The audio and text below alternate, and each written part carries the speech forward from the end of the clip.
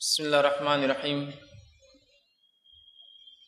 ان الحمد للہ نحمده ونستعینه ونستغفره ونعوذ باللہ من شرور انفسنا ومن سیئات اعمالنا من يهده الله فلا مضل له ومن يضلل فلا هادي له واشهد ان لا اله الا الله وحده لا شريك له واشهد ان محمدا عبده ورسوله وبعد فان خير الحديث كتاب الله وخير الهدي هدي محمد صلى الله عليه وسلم وشر الأمور محدثاتها وكل محدثة بدعة وكل بدعة ضلالة وكل ضلالة في النار.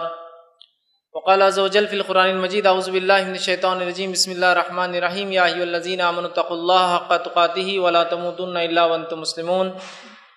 وقال يا أيها الناس اتقوا ربكم الذي خلقكم من نفس واحدة وخلق منها زوجها بث منهما رجالا كثيرا ونساء واتقوا الله الذي تسألون به والأرحام إن الله كان عليكم رقيبا. وقال يا أيها الذين آمنوا اتقوا الله وقولوا قولا سديدا يصلح لكم أعمالكم ويغفر لكم ذنوبكم ومن يطع الله ورسوله فقد فاز فوزا عظيما. اللهم صل على محمد وعلى آل محمد كما صليت على إبراهيم وعلى آل إبراهيم إنك حميد مجيد. اللهم بارك على محمد وعلى آل محمد كما باركت على إبراهيم وعلى آل إبراهيم إنك حميد مجيد. رب اشرح لي صدري ويسر لي أمري واحلل عقدة من لساني يفقهوا قولي. وقال عز وجل في القرآن المجيد بسم الله الرحمن الرحيم إن الذين آمنوا وعملوا الصالحات لهم جنات تجري من تحتها الأنهار ذلك الفوز الكبير. اما بعد، تمام تعریفیں اس اللہ عز و جل کے لیے لائق و زیبا ہے جو تمام جہانوں کا بنانے والا اور اسے پالنے والا ہے، اور درود و سلام اس کے آخری نبی محمد صلی اللہ علیہ وسلم پر. الحمدللہ ہم تمام یہاں اس 10 روزہ کانفرنس کے جو ہے چوتھی نشست میں 4th سیشن میں جمع ہوئے ہیں، اور جیسا کہ آپ تمام کے سامنے اعلان کیا گیا تھا کہ آج انشاءاللہ عزیز چند باتیں میں آپ کے سامنے جنت کی نعمتوں کا بیان اس عنوان پر رکھنے کی میں جو ہے کوشش کروں گا. آئیے اس سے پہلے کہ ہم اس عنوان کی طرف بڑھے، یقیناً جنت میں کون جائیں گا، وہ کیا اعمال جو جنت میں لے جاتے ہیں، یہ ایک الگ موضوع ہے انشاءاللہ، اور کل اس پر کچھ میں روشنی ڈالوں گا. لیکن آج جس چیز کی طرف جو ہم روشنی ڈالیں گے یا جو چیز دیکھنے کی اور سمجھنے کی ہم کوشش کریں گے، وہ حقیقت میں یہ ہوں گا جنت کی نعمتیں کیا ہیں، وہ جنت کیسی ہے، اس کی کچھ وضاحتیں آپ کے سامنے کرنے کی کوشش کروں گا. لیکن اس سے پہلے کہ ہم عنوان کی طرف بڑھے، ایک بات واضح کرنا ہے ضروری ہے، وہ یہ ہے کہ یہ جو کچھ باتیں اللہ رب العزت نے اپنی کتاب میں اور نبی اکرم صلی اللہ علیہ وسلم نے اپنی زبان مبارک سے جنت کے تعلق سے بتائی ہے، جو نعمتیں گنوائی ہیں، یہ تمام وہ ایسی نعمتیں جن نعمتوں کو صرف ہم سن سکتے ہیں اور کچھ حد تک سمجھ سکتے ہیں، لیکن اس کا حقیقت میں ادراک کرنا، ان ریئل سینس میں سمجھنا یہ ہو ہی نہیں سکتا، اس لیے کہ یہ ایسی چیز ہے جس کو نہ کسی کان نے کبھی سنا، نہ کسی آنکھ نے کبھی دیکھا، نہ کسی ذہن میں کبھی ان نعمتوں کے تعلق سے گمان گزر سکتا ہے. یہ صلاحیت بھی انسان میں نہیں، یاد رکھی. لیکن بہرحال اللہ رب العزت نے اور اس کے نبی صلی اللہ علیہ وسلم نے وہ کچھ باتیں ہمیں بتائی جو ہماری عقلوں کو سمجھ میں آ سکتی ہے، لیکن جو باتیں بتائی یقیناً اس کی حقیقتیں تو تبھی سمجھ میں آئیں گی جب انسان اس کو دیکھیں گا. جیسے مثال کے طور پہ اگر میں کسی انسان سے کہوں، یہ ٹی وی کا جب دور نہیں تھا، یہ انٹرنیٹ کا دور نہیں تھا، اور اگر میں کسی انسان سے کہوں کہ امریکہ کے اندر جو ہے 100 مالے کی عمارتیں ہوتی ہیں، 200 مالے کی عمارتیں ہوتی ہیں، یا جو ہے ابوظہبی کے اندر جو ہے 1 میل لمبی عمارت ہے، 1.5 کلومیٹر اونچی عمارت ہے، تو انسان اگر ٹی وی اور انٹرنیٹ کا دور جب نہیں تھا، یہ تو سوچ سکتا ہے کہ ایک منزلے کے بعد دوسرا منزلہ، 10 کے بعد دوسرا 10 فٹ کا ہوگا، 20 فٹ، تو یہ تو ہو سکتا ہے. لیکن جب وہ حقیقت میں اس کو دیکھیں گا تو تب کہیں گا سبحان اللہ، میں تو کبھی سوچا بھی نہیں تھا ایسا ہوتا ہوگا. مطلب ہم تو سوچ رہے 10 فٹ کے کچھ مالے ہوں گے، بس وہ بلڈنگ ایسی کہ جو بادلوں میں چلی جا رہی ہے نا. تو تعجب ہوتا ہے، حقیقت میں جب دیکھے گا انسان تب سمجھ میں آئے گا یہ کیا تھا. بولا تو جا رہا ہے اتنی اونچی ہے، سمجھ میں نہیں آ سکتی بات جب تک کہ وہ حقیقت میں دیکھ نہ لے. تو اسی طرح جنت کی نعمتوں کو بتایا گیا ہے، لیکن یقیناً یہ جب دیکھیں گے تبھی سمجھ میں آ سکتی کیا ہے. مطلب ہماری عقلوں میں وہ شعور، وہ بصیرت، وہ طاقت، وہ سمجھ، وہ قوت نہیں ہے. کچھ دنیاوی مثالیں لے کر ہمیں سمجھایا گیا کہ نہریں ایسی ہوں گی، باغات ایسے ہوں گے، پھل ایسے ہوں گے، درخت ایسے ہوں گے، لیکن حقیقت میں جب آپ دیکھیں گے تبھی اس کو سمجھ پائیں گے کہ سبحان اللہ وہ کیا نعمت ہے، وہ کیا نعمت ہے. آئیے ان نعمتوں کو دیکھنے سے پہلے ایک اور چیز ہم دیکھ لیں کہ اس میں جائیں گا کون، جنت میں کون جائیں گا. تو جنت میں جانے کے تعلق سے اللہ نے بار بار اپنی کتاب میں یہ بات واضح کی اور بیان کی، کون ہے جو اس کے مستحق ہوں گے، کون ہے جو اس میں جا کر رہیں گے، کون ہے جن کے لیے تیار کی گئی ہے، کن لوگوں کو یہ ملنے والی ہے. وہ بات کو ہم سمجھ لیں. تو جنت کس کو ملنے والی ہے؟ میں نے آپ کے سامنے سورہ بروج سورہ نمبر 85 85 اس کی آیت نمبر 11 کی تلاوت کی، اس میں اللہ نے فرمایا کہا ان الذین آمنوا وعملوا الصالحات، اور بے شک وہ لوگ جو ایمان لائے اور ایمان کے ساتھ نیک اعمال کیے۔ صرف ایمان لانا کافی نہیں، دیکھیے کیا اللہ بیان کر رہا ہے، ان الذین آمنوا وعملوا الصالحات، جن لوگوں نے ایمان لایا اور ایمان کے بنیاد پر نیک کام کیے، فرمایا وعملوا الصالحات لہم جنات تجری من تحتها الانہار، ایسے لوگوں کے لیے باغات ہے، جنتیں، جنت کہتے باغات، جنتیں ہیں، باغات ہیں جن کے نیچے نہریں بہ رہی ہیں۔ اور پھر آگے فرمایا ذالک الفوز الکبیر، اور یہ ایک بہت بہت بہت بڑی کامیابی، فوز الکبیر، بہت بڑی کامیابی، الٹیمیٹ سکسیس اگر کسی کو مل جاتا ہے، کس بنیاد پر؟ ایمان لائے اور ایمان کے جو تقاضے ہیں ان میں سب سے پہلا تقاضا نیک اعمال کرے، ایسے لوگ مستحق ہوں گے ان جنتوں کے جن جنتوں کا تذکرہ قرآن نے اور حدیث نے اتنا کیا اتنا کیا اتنا کیا، سبحان اللہ، کہ میں پورے چیزوں کو گن بھی نہیں سکا، مطلب رکھنا تو آپ کے سامنے گوشے گزار ناممکن تھا۔ میں نے کچھ باب باندھے ہیں کہ جنت کے باغ، کپڑے، دروازے، فرشتے، کام کرنے والے، گھر کیسے ہوں گے، لیکن یقیناً اتنا زیادہ بیان کا کسی کو انتہا نہیں۔ اور یاد رکھیے صحابہ کی زندگی کا ہم مطالعہ کریں، صحابہ کے سامنے جنت اور جہنم کا تصور اتنا کلیئر تھا، اس کا عقیدہ اتنا واضح تھا کہ وہ اگر آپ ان کی زندگیاں دیکھیں تو بڑے بڑے اعمال بہت آسانی سے کر گزرتے تھے۔ اس کی وجہ یہ تھی کہ ان کے پاس جنت کا کانسیپٹ بہت کلیئر تھا کہ ملنے کیا والا ہے کرنے کے بعد۔ اور ایسے اعمال جو گناہ کے ہوتے تھے چاہے وہ کتنے ہی چھوٹے ہو، آپ دیکھیں گے صحابہ ان سے بچنے کی ہر ممکن کوشش کرتے اور بچتے تھے، اس لیے کہ ان کے پاس ریئل سینس میں جہنم کا تصور بھی اتنا ہی کلیئر تھا جتنا جنت کا کلیئر تھا۔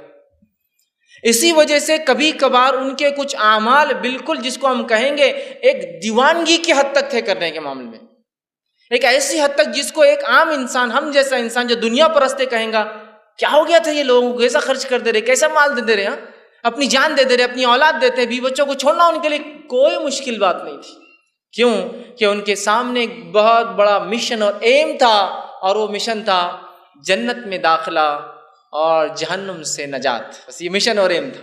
اور ان کے نبی نے، مطلب ہمارے نبی نے محمد صلی اللہ علیہ وسلم نے اتنا کلیئر ان کو سمجھایا تھا، یہ کانسیپٹ اتنا واضح کیا تھا کہ ان لوگوں کے لیے مال خرچ کرنا، زمین جائیداد چھوڑنا، اپنا گھر بار چھوڑنا، اپنے بیوی بچوں کو قربان کرنا، اپنی جانوں کو اللہ کے راہ میں نچھاور کرنا آسان تھا، چونکہ ان کو پتا تھا اس کے بعد ملنے والا کیا ہے، الٹیمیٹ ایم ان کے سامنے کلیئر تھا۔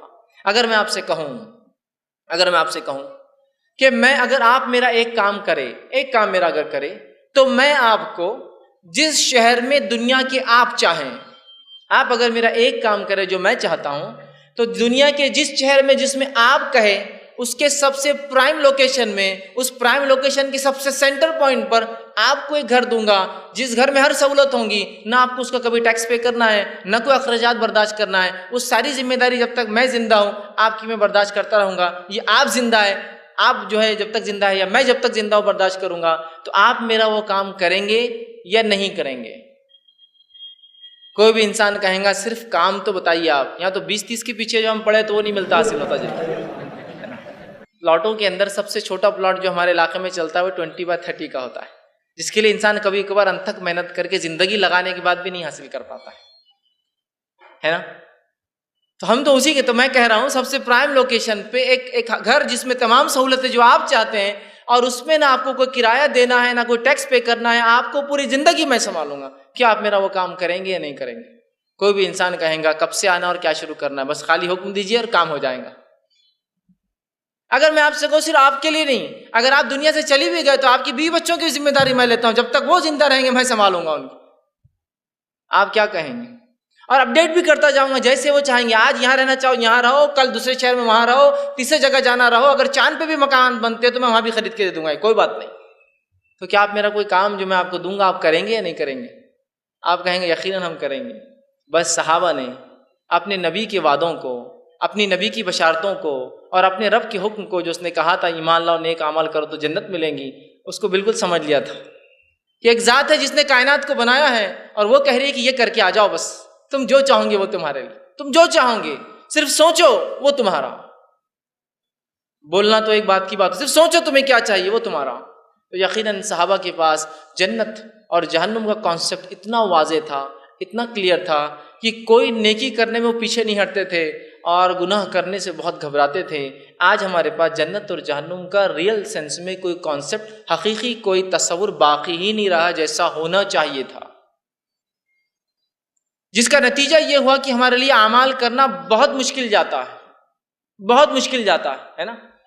نماز پڑھو تو ارے یار مشکل کر دیا اللہ تعالیٰ نے، 5 وقت نماز پڑھو، کم از کم 5 وقت ٹھیک ہے، لیکن وقت نہیں طے کر کے ایک ساتھ موقع دیتے تو ہم ایک ساتھ پڑھ لیتے تھے۔ صبح اٹھ گئے، صبح 5 پڑھ کے نکل گئے، دوپہر میں اٹھے، دوپہر میں 5 پڑھ لی، شام میں وقت ملا، شام میں 5 پڑھ لی۔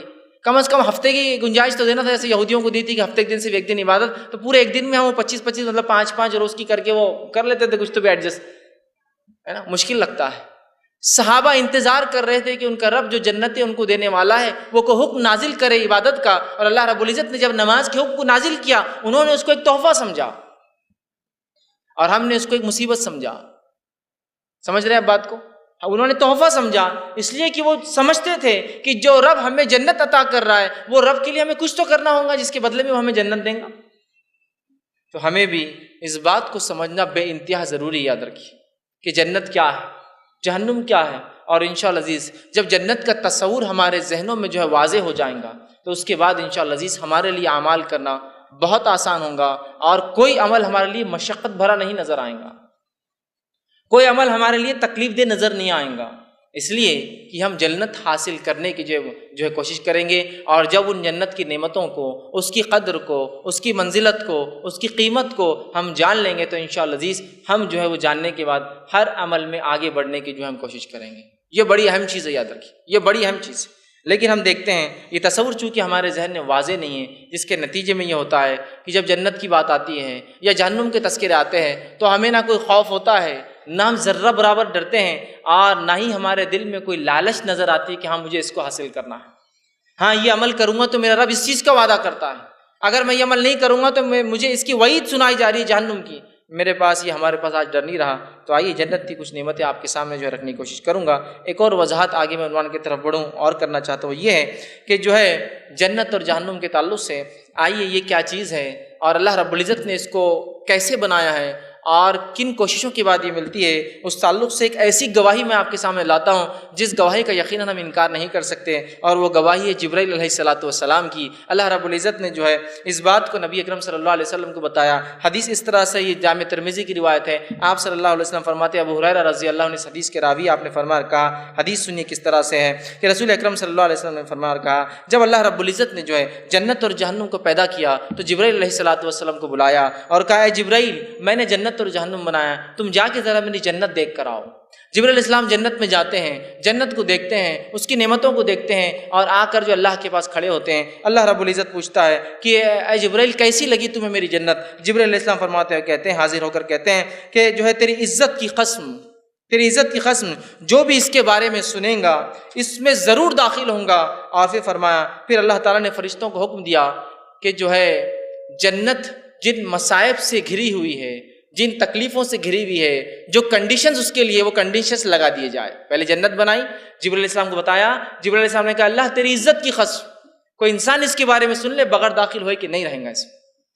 فرشتوں سے حکم ہوا کہ جاؤ فرشتوں جنت میں حاصل کرنے کی تکلیفوں کو پھیلا دو، اس کے اطراف پھیلا دی گئی۔ پھر کہا، جبرائیل جاؤ اب دیکھ کے رہو جنت کو ایک بار اور۔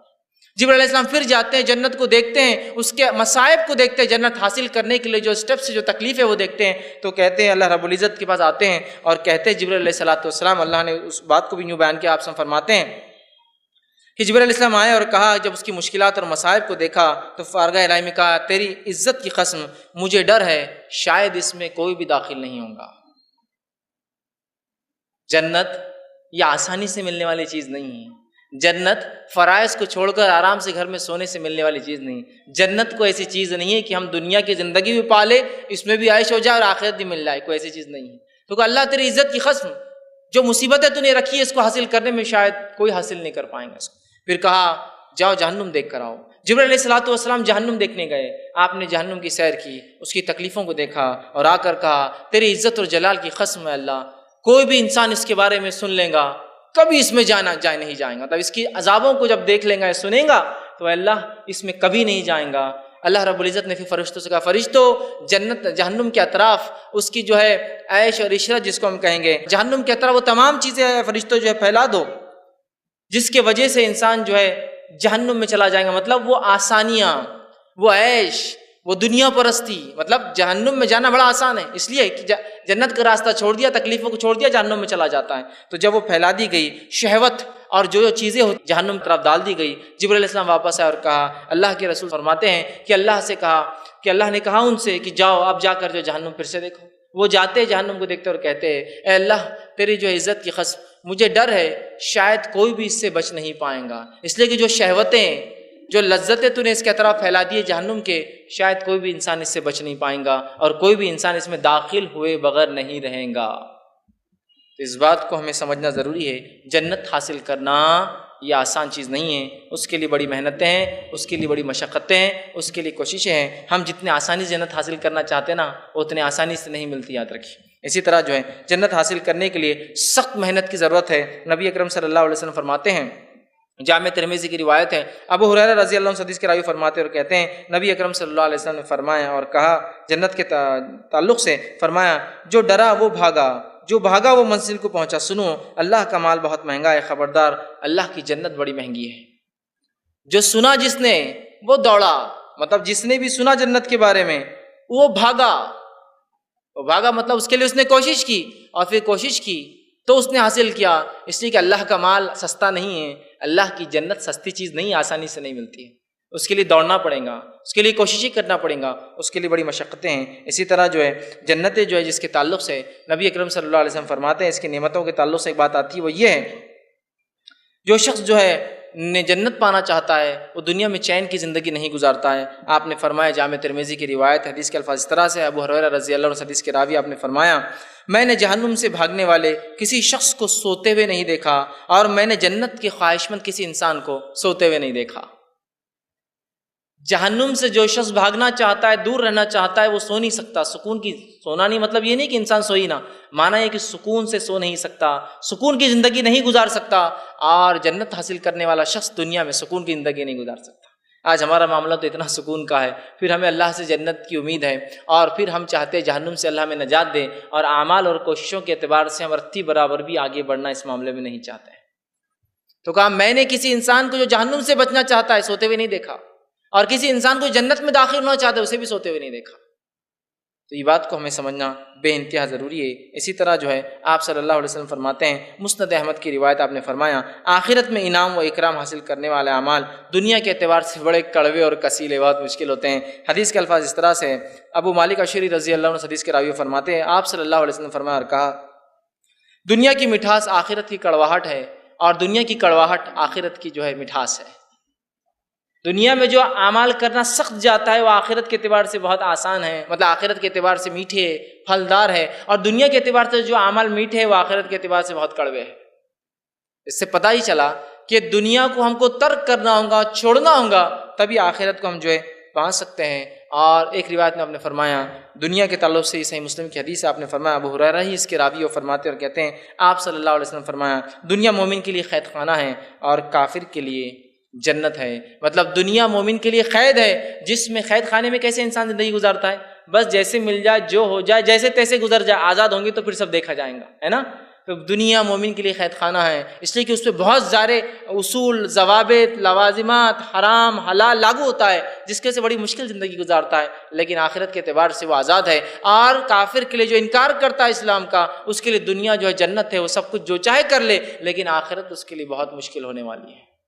جنت کو حاصل کرنا کوئی آسان چیز نہیں ہے، اس کی نعمتیں یہ فری نہیں ملتی ہیں، اس کے لیے بہت محنت اور مشقت کی ضرورت ہے. آئیے اب جنت کے کچھ نام اس سے ہم شروع کرتے ہیں. جنت کے ناموں میں کئی نام جو آتے ہیں انشاءاللہ عزیز، جو میں آگے کی اب باتیں آپ کے سامنے رکھنے کی کوشش کروں گا، اس چیز میں جو حدیث کا اور قرآن کا حقیقی جو متن ہے، ریئل جو ٹیکسٹ ہے، وہ ٹیکسٹ آپ کے سامنے نہ رکھتے ہوئے اس کے مفہوم کو رکھنے کی کوشش کروں گا. اس لیے کہ احادیث جنت اور جہنم کے بارے میں اور قرآنی آیتیں بہت طویل، بہت لمبے آیتیں ہیں.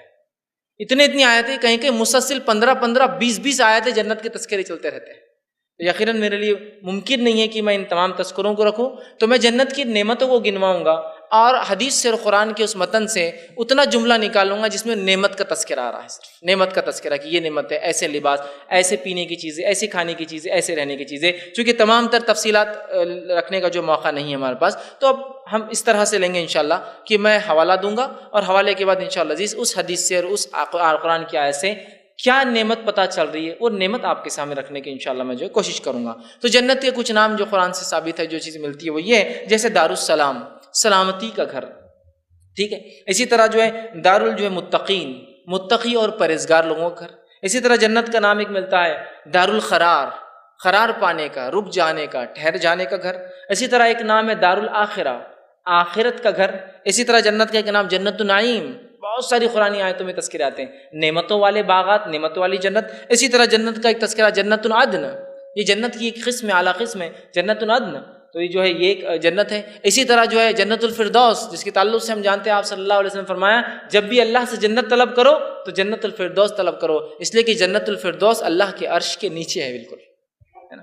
تو یہ جنت کے کچھ نام ہیں جن کا تذکرہ، اور اس کے علاوہ کئی ایک نام قرآن نے اور احادیث نے جنت کے لیے ہیں۔ اسی طرح جو ہے جنت کی جو ہے شان کیا ہے وہ دیکھتے ہیں، اور اس کی نعمتیں کیا ہے۔ تو جنت کی نعمتیں اور خوبیاں بیان کرنا اس دنیا میں یا سمجھانا یا اس کا تصور کرنا ناممکن ہے، یہ بات یاد رکھ لیجئے۔ ذرا جو ہے مسلم کی روایت ہے، جو ہے اللہ کے رسول صلی اللہ علیہ وسلم فرما کہا کہ جو ہے جنت ایسی نعمتوں والی جگہ ہے، ایسی نعمتوں کو کیا کہیں گے آج کے زمانے میں، سہولتوں والی جگہ ہے جس کو آپ کہیں گے، اتنی عیش و آرام کی جگہ ہے، آپ فرماتے اور کہتے ہیں نعمت والی جگہ ہے جسے کسی آنکھ نے نہیں دیکھا۔ مطلب جو کچھ اب باتیں آئیں گی یہ ہمارے تصور سے باہر ہے، ایسا ہوں گا لیکن کیسے، حقیقت تو بس جب دیکھیں گے تو ہی پتہ چلنے والا ہے، لیکن ہونے والا ہے۔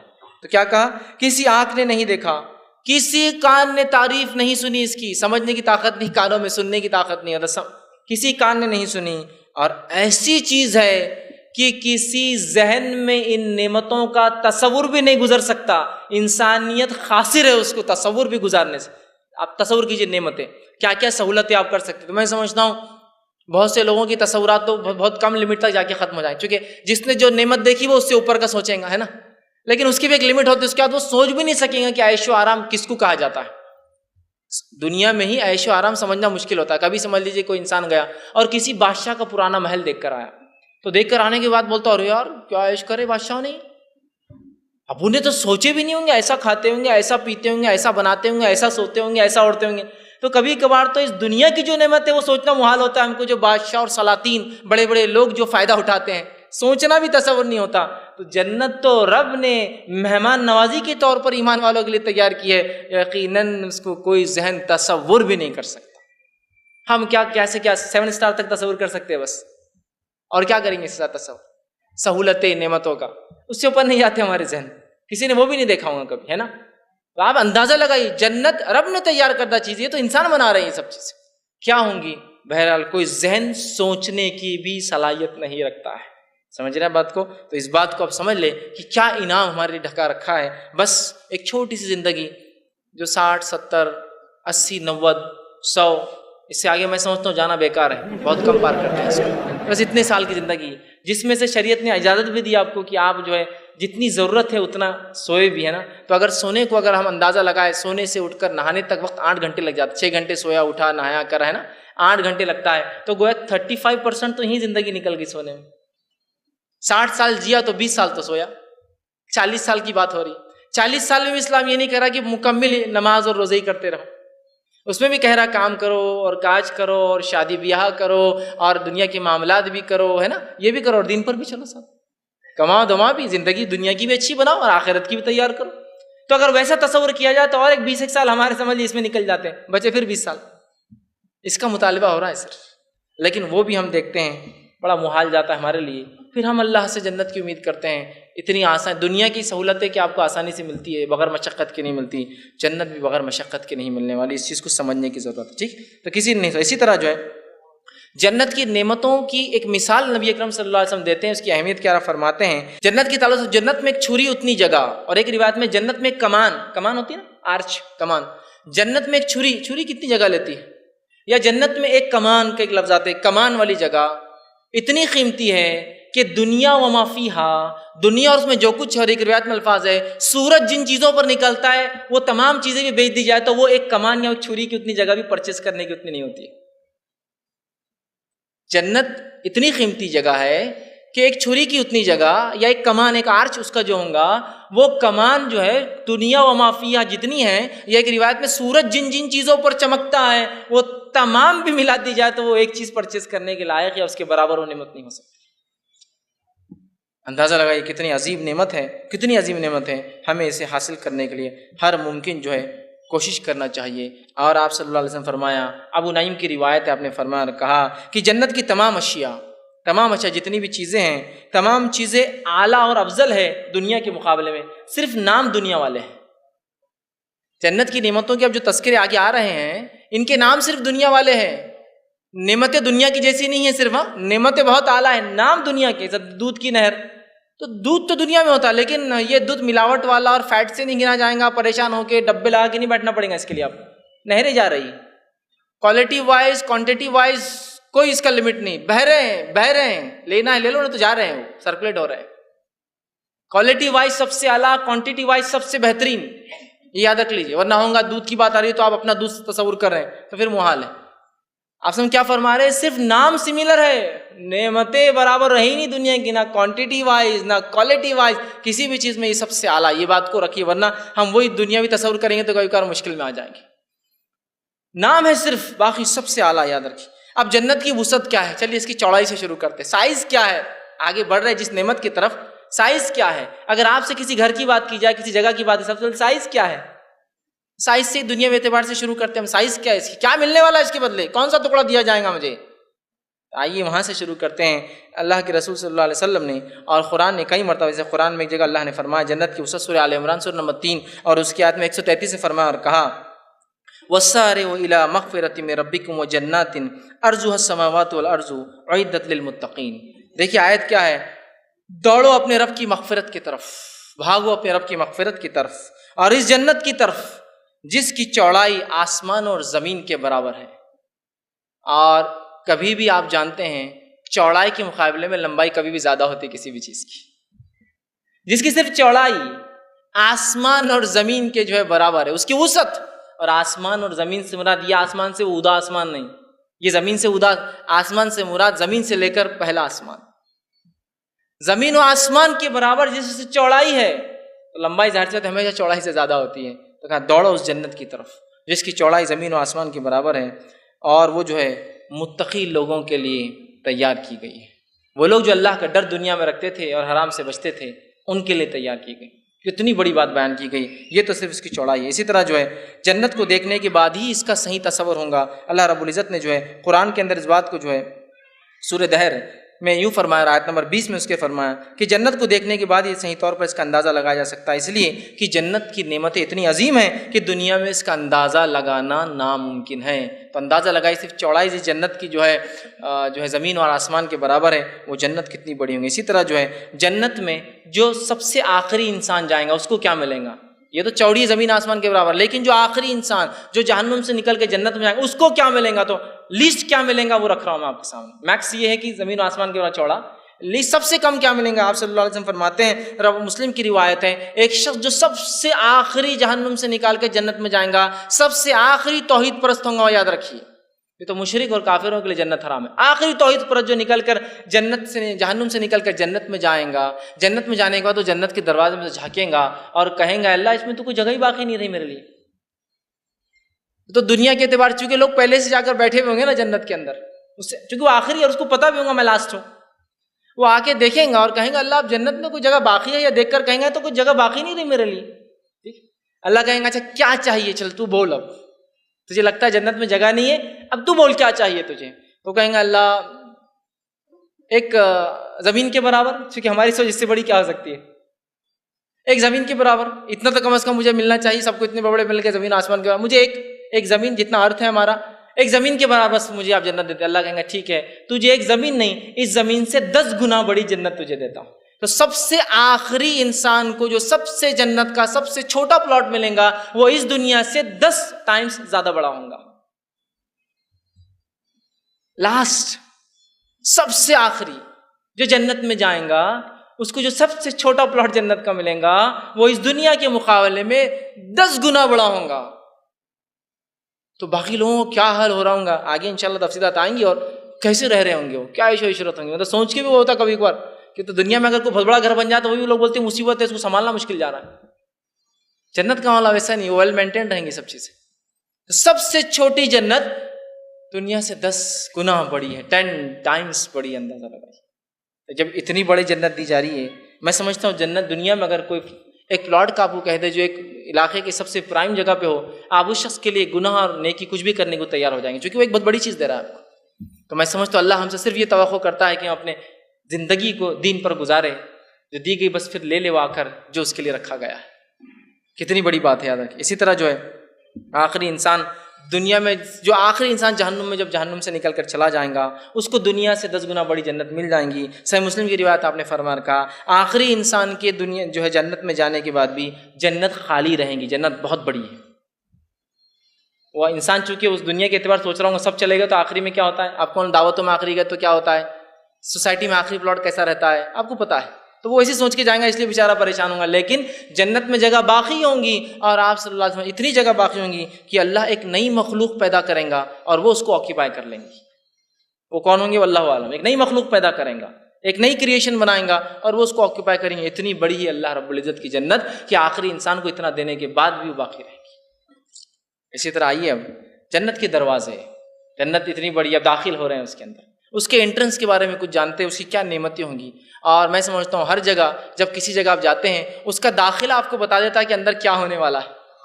کسی گھر میں داخل ہوئے تو چوکھٹ دیکھ کے اندازہ ہوتا ہے اندر کیا کیا نعمتیں ہوں گی.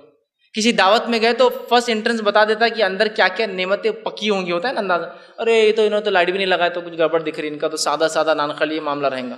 ارے لائٹ کے ساتھ پنکھے سے خوشبو بھی چالو، مطلب اندر کھانے 2 سے 3 ڈشز انشاءاللہ پکی رہنے والی ہے اس کے اندر. تصورات دیکھیے، چوکھٹ سے دروازے سے اندازے ہونا شروع ہوتے کیا ہونے والا ہے اندر کا حال. تو آئیے دروازوں سے گھستے ہیں، اس کے دروازے دیکھ کر اندازے ہو جائیں گے کہ اندر کیا ملنے والا ہے. جو ہے اللہ کے رسول صلی اللہ علیہ وسلم نے بہت ساری روایتوں میں اور احادیث میں بہت ساری احادیث اور بہت ساری قرآنی آیتیں میں چند آپ کے سامنے رکھ رہا ہوں. بس اہل جنت کی آمد پر فرشتے دروازے کو کھولیں گے اور سب سے پہلے دروازہ نبی اکرم صلی اللہ علیہ وسلم کے حکم پر آپ کہیں گے اور آپ کے لیے کھولا جائے گا. یاد رکھیے. تو جنت کے تعلق سے جو ہے جنت پہ فرشتے کھڑے ہوں گے اور جب جنت میں لوگ داخل ہوں گے وہ ان کو سلام کریں گے. اس تعلق سے اللہ رب العزت نے جو ہے سورہ زمر سورہ نمبر 39 آیت نمبر 73 میں اس کی وضاحت کی کہ جب وہ داخل ہوں گے دروازے اس کے ابواب اس کے کھولے جائیں گے اور اس کے خازن جو اس کے فرشتے جو نگران ہوں گے وہ سلام کریں گے اور کہیں گے داخل ہو جاؤ اس جنت کے اندر اور اس کے اندر تم ہمیشہ ہمیشہ رہنے والے ہو. ویلکم کریں گے فرشتے. اسی طرح جو ہے سب سے پہلے جنت کا دروازہ نبی اکرم صلی اللہ علیہ وسلم کے لیے کھولا جائے گا. یہ صحیح مسلم کی روایت ہے. اسی طرح آپ صلی اللہ علیہ وسلم فرمایا، بخاری کی روایت ہے، جنت کے 8 دروازے ہیں. کتنے دروازے ہیں؟ 8. جہنم کا بیان انشاءاللہ آئیں گے، تفصیلات آئیں گے، لیکن رکھ دیتا ہوں جہنم کے 7 ہے، ایک کم ہے، اس لیے کہ اللہ کی مغفرت اور رحمت وہ اس کے غضب سے زیادہ بڑی ہے ہر بار. دروازے بھی زیادہ ہیں اس کے. 8 دروازے ہیں اور جہنم کے 7 دروازے یاد رکھ. تو 8 دروازے ہیں، بخاری کی روایت ہے، اور 8 دروازوں کے الگ الگ نام ہیں. الگ الگ اعمال کرنے والے ایک ایک الگ الگ دروازے داخل ہوں گے اور کچھ ایسے لوگ ہوں گے جو 8 کے 8 دروازوں سے ان کو کہا جائے گا، پکارا جائے گا جہاں سے چاہو انٹرنس لے لو، اس لیے کہ ان کے اعمال ہر قسم کے الگ الگ کر کے آئے ہوں گے. سارے ہی اعمال کے اندر وہ سب سے آگے ہوں گے، لہٰذا انہیں 8 کے 8 سے کال آئیں گی اور وہ جو چاہے دروازے سے داخل ہو سکتے ہیں اور اس دروازے سے جو ہے وہ گزر سکتے ہیں. جنت کے جو 8 دروازے ہیں اس میں سے ایک دروازے کی چوڑائی کیا ہے، اس تعلق سے جو ہے صحیح مسلم کی روایت ہے، نبی اکرم صلی اللہ علیہ وسلم فرمایا جنت کے دروازے کے تعلق سے اس کی چوڑائی، جنت کا جو دروازہ ہے وہ جو ہے مدینہ سے لے کر جو ہے بصرہ، اور ایک روایت کے اندر الفاظ ہے مدینہ سے لے کر جو ہجر بول کے ایک جگہ ہے جو کہ بحرین کے اندر آتی ہے، اور بصرہ جو ہے وہ عراق کے اندر آتا ہے. کہا کہ اتنا چوڑا ایک دروازہ ہوگا، اور اگر ہجر لے لے جو بحرین کے اندر ہے وہ تقریباً مدینے سے 1160 کلومیٹر ہے، اور اگر بصرہ لے لے تو وہ 1250 کلومیٹر ہے. تو کم و بیش جنت کا ایک دروازہ 1200 سے 1300 کلومیٹر کا ایک ہے. اندازہ لگائی 1200 سے 1300 کلومیٹر کا صرف انٹرنس ڈور ہے کہ جنت کا، جس میں کھولا جائے گا اور جس میں سے لوگ داخل ہوں گے. اندازہ لگائی کتنی بڑی جنت ہے. کہ تو گھر کے دروازے گھر کے مقابلے میں کبھی بھی چھوٹے ہی ہوتے ہیں، ہے نا، چھوٹے ہی ہوتے. تو 1200 یا 1300 کلومیٹر کا ایک ڈور، ایک دروازہ صرف جنت کا، جو مومنوں کے لیے، متقین کے لیے جو نیک اعمال کر کے آئے ان کے لیے تیار کی گئی ہے. تو اتنے اس کے جو ہے چوڑے دروازے. اسی طرح جو ہے آپ صلی اللہ علیہ وسلم نے دو لوگوں کے تعلق سے رکھتا ہوں، باقی وقت نہیں ہے، جن کے تعلق سے فرمایا جو آٹھوں کے آٹھوں دروازوں سے داخل ہو سکتے ہیں. ان میں سے ایک شخص وہ ہے جس کے بارے میں صحیح مسلم کی روایت آپ نے فرمایا جو اچھی طرح وضو کرے گا، بہت پرفیکٹلی ایک دم جیسا بتایا گیا سنت کے مطابق، ہر اعضاء کو بھگاتے ہوئے، ہر چیز کو چیک کرتے ہوئے، کوئی سوکی نہ رہے گی، پرفیکٹلی کرے گا. اور اس کے بعد گواہی دیں گا، اللہ کے تعلق سے شہادت دیں گا اور نبی کے تعلق سے شہادت دیں گا. تو آپ نے فرمایا اس شخص کو روز قیامت کہا جائے گا آٹھوں کے آٹھوں دروازوں میں جس میں سے چاہے داخل ہو جائے. دیکھیے اللہ کی رحمت کیسی ہے، ایک وضو کے اوپر اللہ معاف کر رہا اور کہہ رہا جاؤ جس دروازے میں جانا. اسی طرح ایک روایت ابن حبان کی، بہت عورتیں بغور سنیں اس لیے کہ عورتوں کا جنت میں جانا بہت آسان ہے، بہت آسان ہے. آئیے حدیث کے الفاظ سنیے ابن حبان کی. آپ نے فرمایا 5 نمازوں کو پابندی سے پڑھنے والی، رمضان کے روزوں کو رکھنے والی، اپنے شوہر کی اطاعت گزار خاتون سے آخرت میں کہا جائے گا جنت میں سے آٹھوں دروازوں میں جس میں چاہے داخل ہو جائے. 3 ہی کام کرنا ہے، نماز قائم کرنا ہے، روزے رکھنا ہے، شوہر کی اطاعت کرنا ہے، آٹھوں میں سے جس میں چاہے داخل ہو جائے. تو جنت جانا عورتوں کے لیے مردوں کے بنسبت بہت آسان ہے. 3 ہی کام کرنا ہے صرف. ایمان تو ظاہر سی بات ہے ہر بار ہے، عقیدہ تو وہ چھوڑیے مت کبھی بھی، آپ ایمان کے بعد ہی سب کچھ ہے. ایمان تو ہے ہی، 3 ہی کام کرنا، نماز قائم کرے، روزے رکھے اور شوہر کی اطاعت کرے، بس جس دروازے میں چاہے چلے جائے. ایک اور روایت میں آتا ہے جس شخص کو اللہ رب العزت، جس مرد اور عورت کو، شوہر اور بیوی کو 3 نابالغ بچوں کی موت سے اللہ آزما لے. 3 بچے مر گئے، انتقال کر گئے اور وہ آزمائش میں پڑا لیکن صبر کیا. مجھ سے پہلے ایک لیکچر ہوا صبر پر، صبر کیا کہ اللہ مجھے بدلہ چاہیے، میں جزا فضا روؤں گا دوں گا نہیں، لعنت ملامت نہیں کروں گا، تقدیر کو نہیں کوسوں گا، برا بلا نہیں کہوں گا، میں برداشت کروں گا. تو نے میرے 3 بچے چھین لیے مجھ سے جو غیر بالغ تھے، چھوٹے تھے، انتقال کر کے. آپ نے فرمایا یہ ابن ماجہ کی روایت ہے، اس سے اللہ وہ بچے 8 کے 8 دروازوں پر کھڑے ہوں گے. کیسے؟ وہ غائب کا معاملہ کیسے اللہ کھڑے کریں گے، اور اللہ حکم دیں گا اور وہ اپنے والدین کو ہاتھ پکڑ کے 8 میں سے جس دروازے میں سے چاہے لے کر چلے جائیں گے. لیکن شرط کیا ہے؟ صبر کرے، بغیر صبر کے نہیں ملتی جنت. 3 نابالغ بچوں کی موت سے آزمایا جائے. بہرحال اسی طرح رمضان کے مہینے میں یہ متفق علیہ صحیح بخاری صحیح مسلم کی روایت ہے، رمضان جو مہینہ چل رہا ہے اس میں 8 کے 8 دروازے کھلے ہوتے ہیں. اب بولیے دروازے رمضان میں کھلے ہونے سے کیا ہوتا ہے؟ اگر میں آپ سے کہوں اس حالت میں کہ اللہ ہم پر رحم کرے، ہم پر بارش برسائے، بارش کی کمی ہے، اگر میں کہوں کہ ہمارے جو سب سے قریب ایک ڈیم ہے، پانی کا ایک ذخیرہ ہے، اس کے سارے دروازے کھول دیے گئے، آپ نے دیکھے ہوئے تو خوشی کتنی ہوتی ہے نا، مطلب پانی بہت آ گیا ماشاءاللہ، دروازے پورے کھل گئے، کھلے صرف خالی وہ تصور کیجیے جنت کھلی ہے ابھی پورے رمضان، وہ اعلان کیا جا رہا ہے مغفرت چالو ہے، لیتے جاؤ اور داخل ہوتے جاؤ. 8 کے 8 کھلے ہوتے ہیں، ہر رمضان کھول دیے جاتے ہیں، پورے باب اس کے کھلے. تو بہرحال یہ مہینہ بڑا عظمت والا مہینہ ہے، سارے دروازے کھلے ہیں اعمال کر کے حاصل کرنے کا مہینہ. بہرحال اب جنت کے درجات، یہ تو تھا داخلے. اندر جانے کے بعد پلاٹ کے سائزز دیکھ لیے ہم نے، کیا کیا جنت کے باغات ہیں. اب درجات کیا ہوں گے؟ لیولز سب ایک جیسے نہیں ہوں گے. اعمال میں دنیا میں سب ایک جیسے نہیں ہیں. انبیاء علیہ الصلوۃ والسلام الگ ہے، ان کے اصحاب، ان کے حوارین الگ ہے، اس کے بعد ان کے بعد والے لوگ، ان کے بعد والے ایمان اور ان کے بعد والے لوگ الگ ہے. جن پر ظلم اور ستم انہوں نے برداشت کیا وہ الگ ہے، جن کو تکلیف ایمان کی وجہ سے وہ الگ ہے. درجات ہے نا سب کی. تو اب ان درجات والوں کو کیا ملیں گا؟ تو اللہ رب العزت نے قرآن میں فرمایا سورہ زمر سورہ نمبر 39 آیت نمبر 20 میں، اور کہا جنت میں بلند اور بالا محلات ہے جو درجات کے اعتبار سے اونچے ہوتے جاتے ہیں. یاد رکھیے جہنم گہری ہوتی جاتی ہے اور جنت اونچی ہوتی جاتی ہے، اس لیے کہ انسانی تصور بھی وہی ہے نا، اونچائی کو انسان افضل سمجھتا ہے اور نیچائی کو کمتر، ہے نا. تو جہنم نیچی ہے اور جنت اونچی ہے. دنیا میں ہم یہ کرتے نا، ارے وہ کہاں رہتے، ارے وہاں 2 مالے کی بلڈنگ، ارے ان کی ہے کہ ماشاء بہت بڑے آدمی دکھ رہے. اونچائی 4 مالے کی بلڈنگ بول تو بہت بڑا آدمی، سمجھے نا، اونچائی کو ہم بہتر. تو جنت بھی اونچی ہے، جنت میں اونچے اونچے درجات ہیں. اسی طرح جو ہے جنت کا سب سے اعلیٰ درجہ کیا ہے وہ رکھتا ہوں. جنت کا سب سے اعلیٰ درجہ وہ وسیلہ ہے، اس کا نام ہے وسیلہ.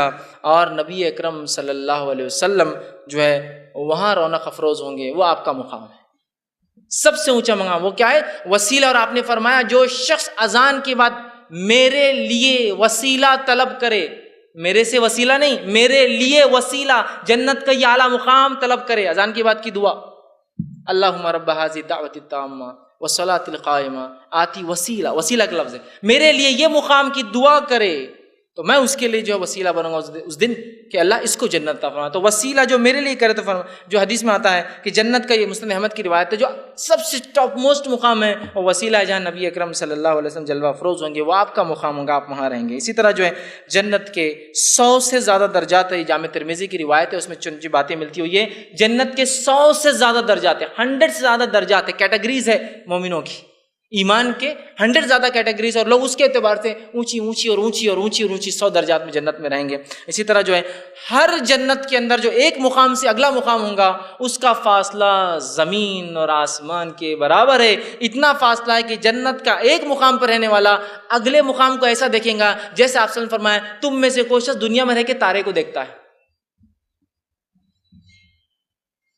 تارے اربوں اور کروڑوں میل دور ہے ہم سے، مطلب اس کے حساب مشکل ہے، وہ ہم عام کیلکولیٹر پہ بھی نکالا سکتے ہیں.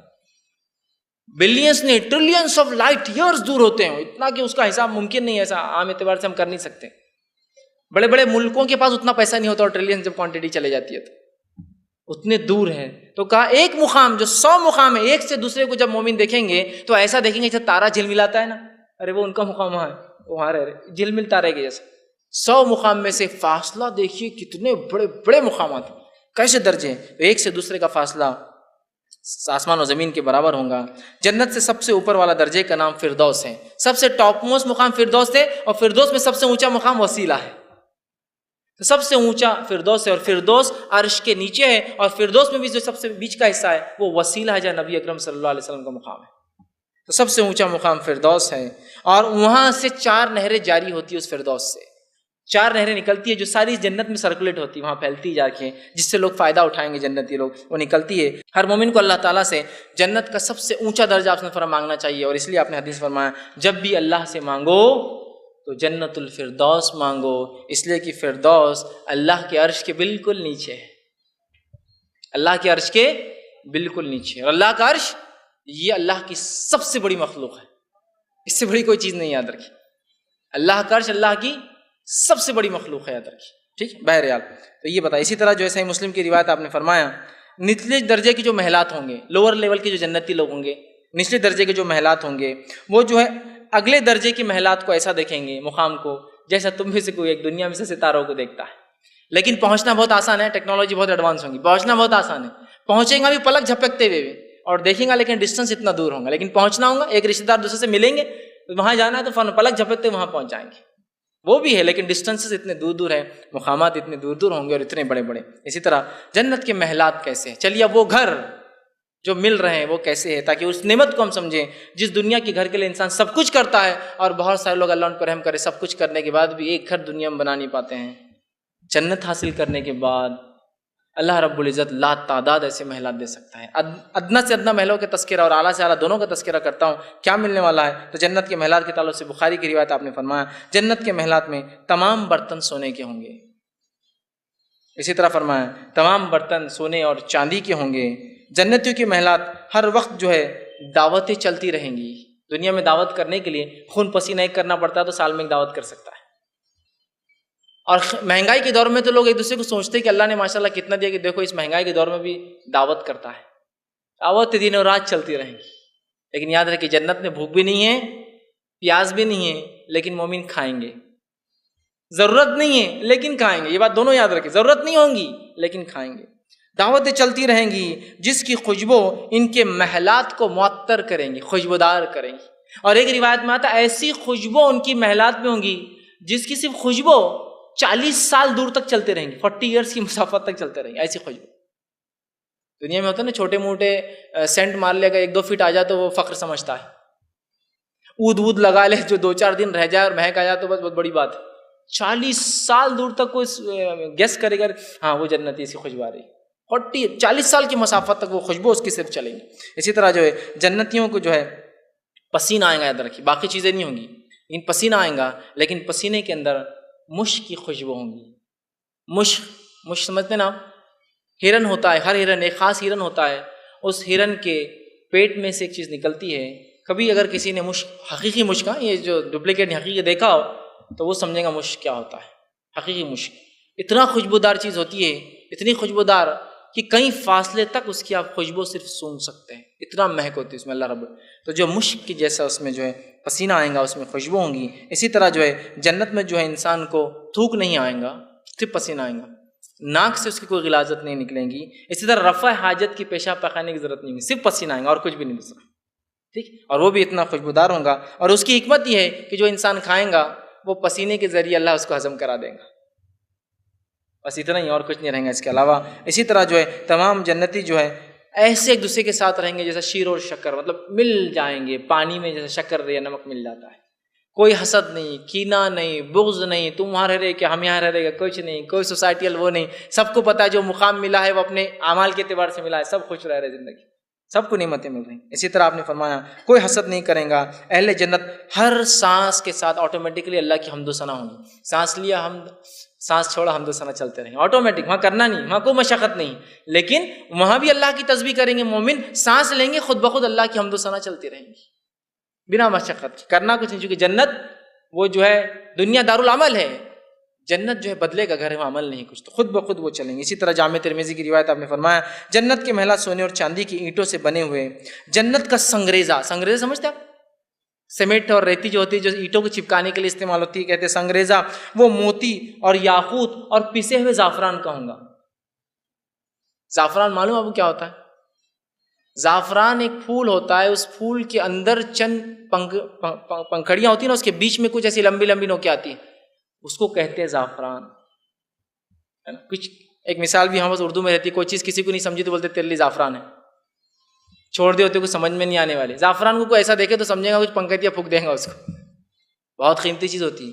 تو زعفران جو ہے اس کی مٹی زعفران کی ہوں گی، اس کا سنگریزہ جو ہے موتیوں کو کرش کر کے بنایا جائے گا، جس سے بنیں گے۔ جنت میں جو ہے موت نہیں آئیں گی، جنتی ہمیشہ ہمیشہ زندہ رہیں گے اس فائدہ اٹھانے کے لیے، اور جنت میں بڑھاپا نہیں آئیں گا، جنتی ہمیشہ ینگ اور جوان رہیں گے، اس لیے کہ نعمتیں اگر پوری بھی مل جائے اور زندگی چلی جائے تو کیا کریں، ہمیشہ کی زندگی ملنے والی ہے، اس ہمیشہ کی زندگی کے لیے دنیا کی جو ہے کچھ سالہ زندگی کو قربان کرنا ہوگا۔ اسی طرح جو ہے ابن ابی دنیا کی ایک روایت آپ نے فرمان کہا جنت عدن کو اللہ تعالیٰ نے اپنے ہاتھوں سے تعمیر کیا ہے، جنت عدن کے محلات ایک اینٹ سفید موتی کا ہے، جنت عدن ایک خاص مقام ہے جنت کا جو اللہ نے خود اپنے ہاتھوں سے بنایا ہے مومنوں کے لیے، جنت کے کچھ حصے فرشتے بناتے ہیں حکم سے، لیکن کچھ حصے اللہ نے بنائے، جنت عدن اسی کا مقام ہے، ٹھیک، کہا اس کا ایک اینٹ سفید موتی کا، ایک اینٹ سرخ یاقوت پتھر کا، ایک اینٹ سبز زمرد پتھر کا جو ہرے رنگ کا آتا ہے، ایک پتھر بہت قیمتی ہوتا ہے، عام طور سے بہت کم چھوٹے چھوٹے حصے اگر لے لے تو ہزاروں اور لاکھوں اور کروڑوں میں چلے جاتے ہیں۔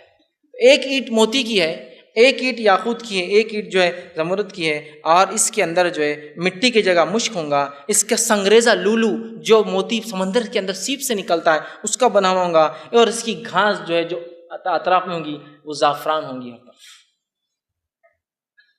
دنیا کے اندر لوگ گھر بناتے ہیں، جو لوگ کنسٹرکشن کے بزنس میں ہیں یا جو لوگ مالدار ہیں اپنے گھروں کو مختلف ٹیکنیک سے بناتے ہیں، ان سے آپ پوچھیے اینٹ کیسی تھی، مٹی کی تھی یا مرم کی تھی؟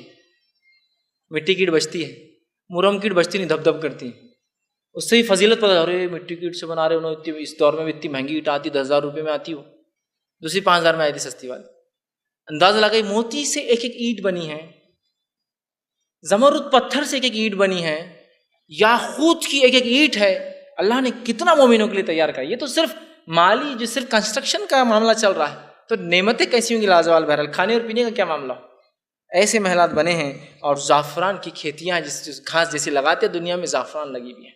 اسی طرح آپ فرماتے ہیں، حدیث کے اندر مسلم کی روایت ہے، بعض محلات میں سونے کے باغات ہوں گے جن کی ہر چیز سونے کی ہوں گی، ہر چیز سونے کی ہوں گی، بعض محلات چاندی کے ہوں گے جن کی ہر چیز چاندی کی ہوں گی۔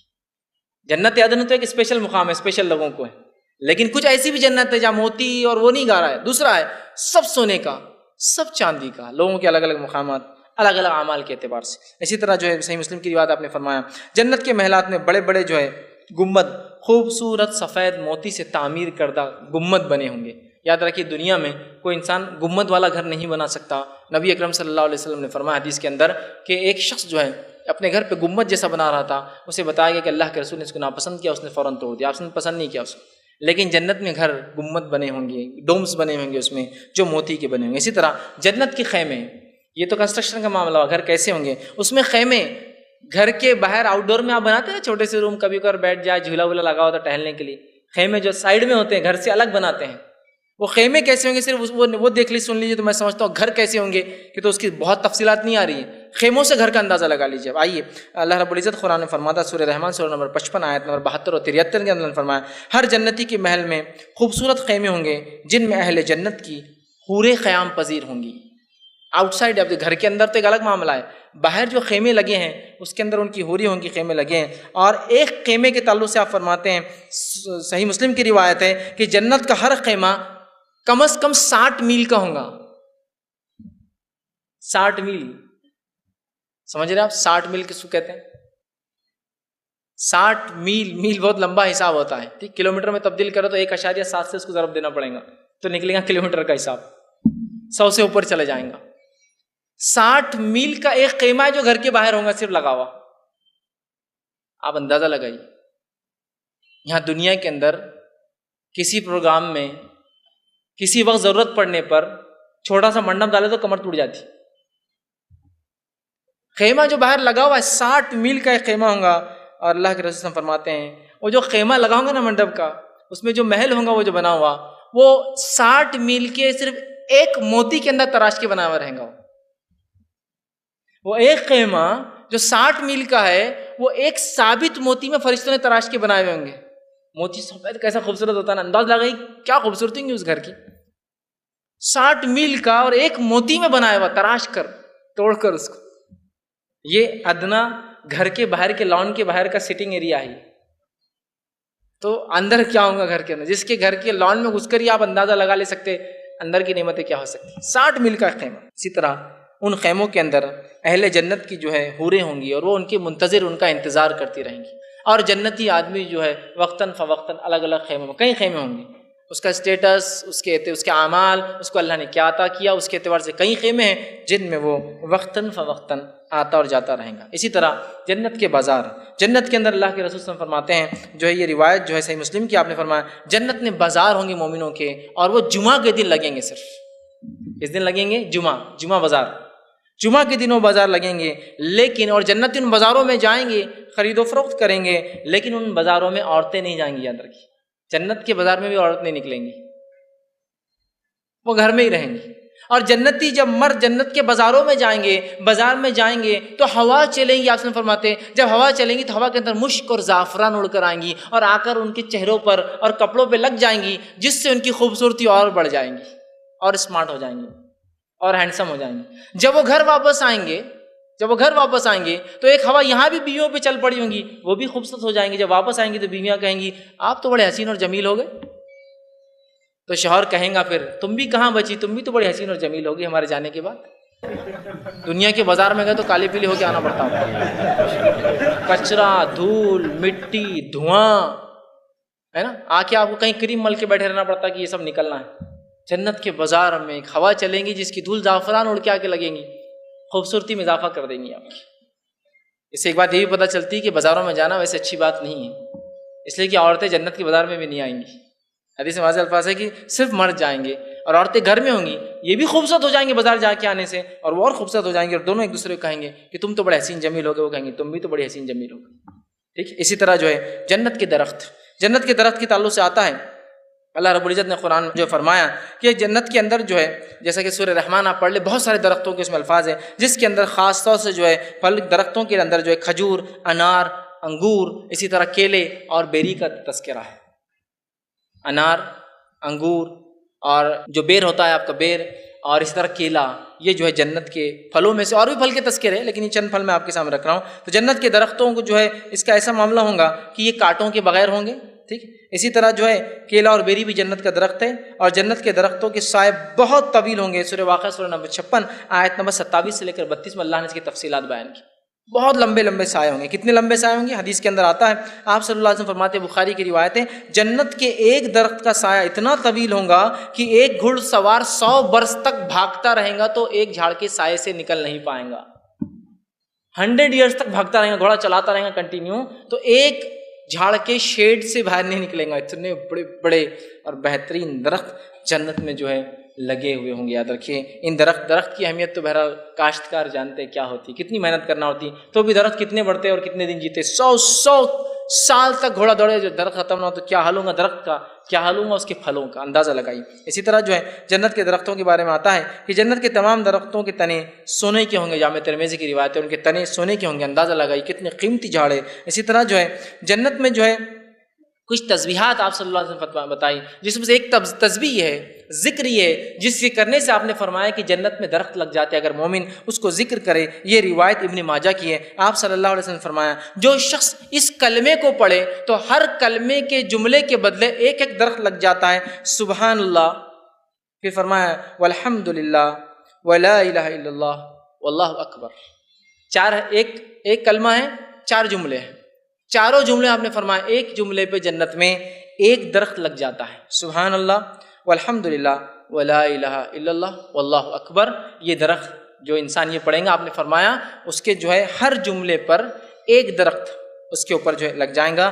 اسی طرح آپ نے ایک روایت میں فرمایا کہ یہ جو ہے روایت جامع ترمذی کی ہے کہ جنت میں ایک کلمہ ہے جو انسان دنیا میں پڑھیں گا تو جنت میں ایک کھجور کا درخت اس کے لیے لگا دیا جائے گا۔ اور آپ نے فرمایا سبحان اللہ العظیم وبحمدہ، جو شخص یہ پڑھیں گا جنت میں اس کے لیے کیا کر دیا جائے گا، ایک جھاڑ لگا دیا جائے گا۔ سبحان اللہ العظیم وبحمدہ، جو شخص اس کو پڑھیں گا جنت میں اس کے لیے ایک جھاڑ لگا دیا جائے گا۔ الحمدللہ میں نے 10 جھاڑ اب تک لگا دیے اپنے خود کے، اب آپ اپنے اپنے جھاڑ لگاتے رہیے، ٹھیک۔ 10 جھاڑ تو ہو گئے، ظاہر سی بات ہے، آپ نے فرمایا لگے تو لگ گئے، وہ جھاڑ ہو گئے، کل میں ادا کی اور جھاڑ آپ نے تیار کر دیا۔ جنت کی کھیتی دنیا میں انسان کو تیار کرنا، جتنے چاہے وہ درخت لگا لیں۔ اسی طرح جنت کے ایک درخت کے بارے میں آپ نے فرمایا کہا، یہ جو ہے روایت مسند احمد کی آپ نے فرمایا جنت میں ایک درخت ہے اس کا نام طوبہ ہے، اور یہ جنت کے جو ہے اتنا سایہ دار جو ہے درخت ہے کہ اس کا سایہ بہت لمبی مسافت 100 سال تک چلتا ہے۔ دوسری کی روایت میں آپ نے فرمایا کہا طوبہ درخت کے پھلوں کے خوشوں سے اہل جنت کے کپڑے تیار ہوں گے۔ وہ جھاڑ اس کو جو پھل لگتا ہے اس پھل کو فرشتے نکال کے اس سے ایک کلوتھ، ایک کپڑا بنائیں گے جس سے جنتیوں کے کپڑے سلے جائیں گے۔ دنیا میں بھی الگ الگ کپڑے ہوتے ہیں نا، جوٹ ہوتا ہے جو جھاڑ پر لگتا ہے، سلک ہوتا ہے جو کیڑے پیدا کرتے ہیں نا، الگ الگ ہوتا ہے، کاٹن ہوتا ہے جو جھاڑ پہ لگتا ہے، تو اس سے کپڑوں کی حیثیت پتہ چلتی ہے۔ یہ ایک جھاڑ ہوگا طوبہ جس سے جنتیوں کے جو ہے کپڑے جو کہیں گے۔ زیتون کے تعلق سے زیتون بھی جو جنت جو ہے جنت کا جو ایک درخت ہے۔ اسی طرح جو ہے جنت کے پھل، جنت کے پھلوں کے تعلق سے تذکرہ آتا ہے جو حدیث کے اندر ملتا ہے اور قرآن کی جو بہرحال آیتوں میں بھی یہ ملتا ہے، جس میں سے سورہ واقعہ سورہ نمبر 56 اور آیت نمبر اس کے 27 سے 33 میں اللہ نے فرمایا جنت کے پھل اہل جنت کے لیے وافر مقدار میں ہوں گے، کبھی کم نہیں ہوں گے، وافر مقدار میں جتنا چاہا۔ اب پھلوں کا تو یہ معاملہ ہے کہ انسان بیمار ہو تو ہی کھانے کو ملتے ہیں قیمت کے اعتبار سے، وافر مقدار میں ہوں گے۔ جنت میں ہر موسم میں ہر پھل ملے گا، انتظار بھی نہیں کرنا ہے۔ ابھی تو میرے پاس پیسہ ہے جیب میں لیکن پھل نہیں ملتا ہے، کیا کریں گے؟ ہر موسم ملیں گا۔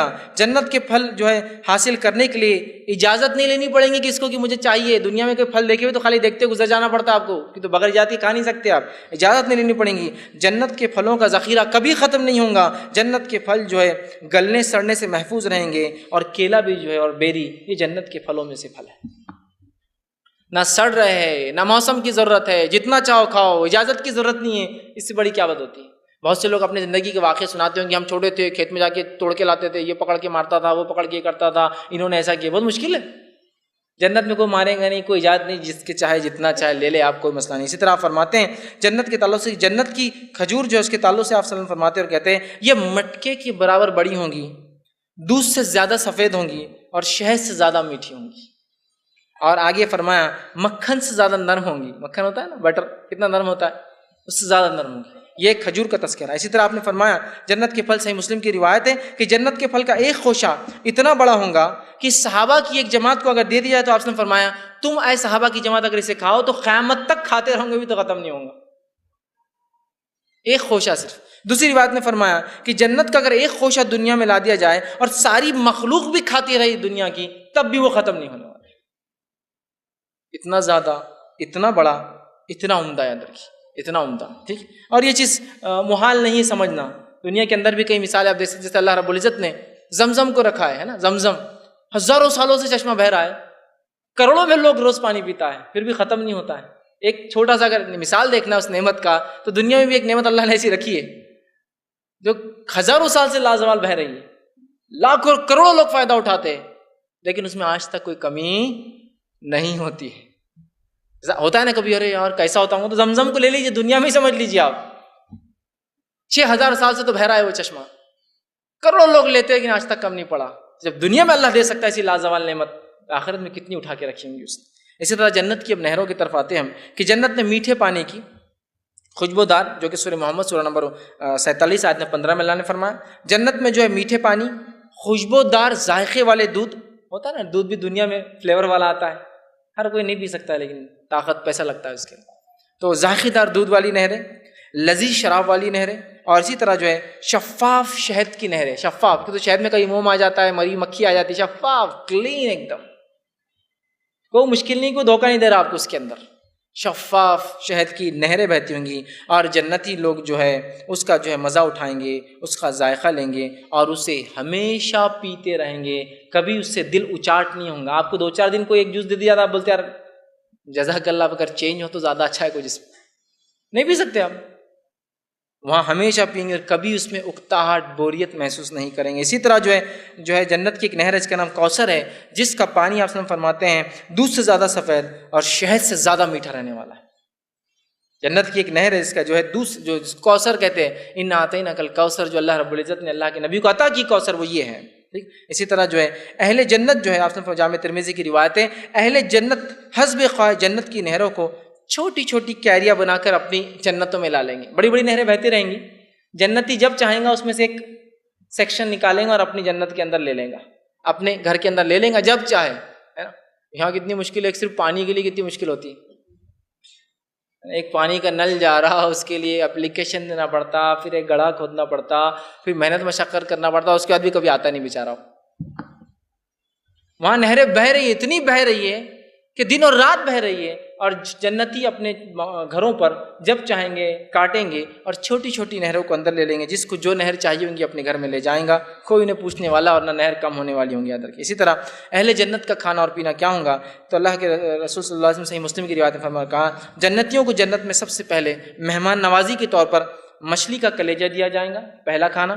دوسرا کھانا آپ نے فرمایا اور کہا بیل کا گوشت دیا جائے گا، اور اس کے بعد جو ہے سب سے پہلا پینے کا چیز جو ہے سلسبیل نامی ایک جو ہے مشروب ہوگا، سلسبیل ایک سمجھو پینے کی ایک چیز ہوگی، مشروب ہوگا۔ یہ فرسٹ ویلکم کٹ جس کو بولیں گے، آتے جو ہوتا نا ویلکم کٹ جو دیا جائے گا جنتیوں کو، یہ 3 کھانے ان کو دیے جائیں گے، نام دنیا کے ہیں، بنے ہوئے وہاں، یاد رکھیے، تو کبھی بھی ہم تصور نہیں کر سکتے ٹیسٹ کیسا ہوگا اس کا، بہرحال ٹھیک ہے۔ اسی طرح جو ہے آپ سے فرماتے اور کہتے ہیں، یہ متفق علیہ صحیح بخاری مسلم کی روایت ہے، اہل جنت جو کھانا کھائیں گے تو ان کی ایک روٹی جو ہے دنیا کے برابر قیمت کی یا دنیا کے برابر سائز میں ہوں گی، بہرحال دونوں باتیں ہو سکتی ہیں اس میں، ایک روٹی کی کاسٹ جو ہے دنیا کے برابر ہوں گی، یا ایک روٹی دنیا کے برابر سائز کی جو وہ کھائیں گے۔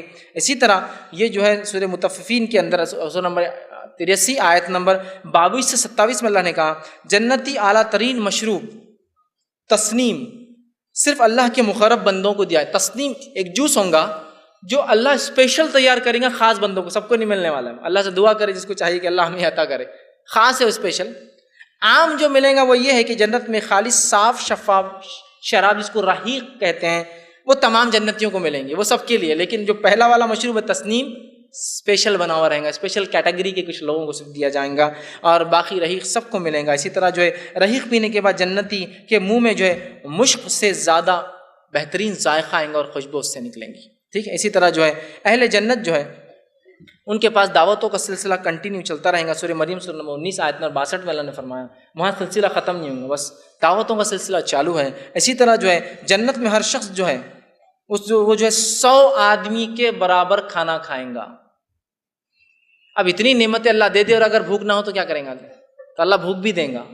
100 آدمیوں کے برابر ایک انسان کھانا کھائیں گا، حالانکہ یاد رکھیے اس کو ضرورت نہیں ہوگی کھانے کی، بات ہمیشہ یاد رکھیے، پھر بھی اللہ دیں گا اتنا کہ کھاؤ، نعمتیں ہماری، اور کھانے کے لیے جو ہے وہ 100 آدمیوں کے برابر کھائیں گا۔ اور اہل جنت جب کھائیں گے تو 2 طریقوں سے ان کا کھانا ہضم ہوگا، ایک پسینے کے ذریعے جو پہلے بخاری کی روایت آ چکی ہے، دوسرا وہ صرف ایک ڈکار لیں گے اور کھانا ہضم، پھر نیا کھانا چالو، ضرورت نہیں ہے لیکن پھر بھی کھائیں گے۔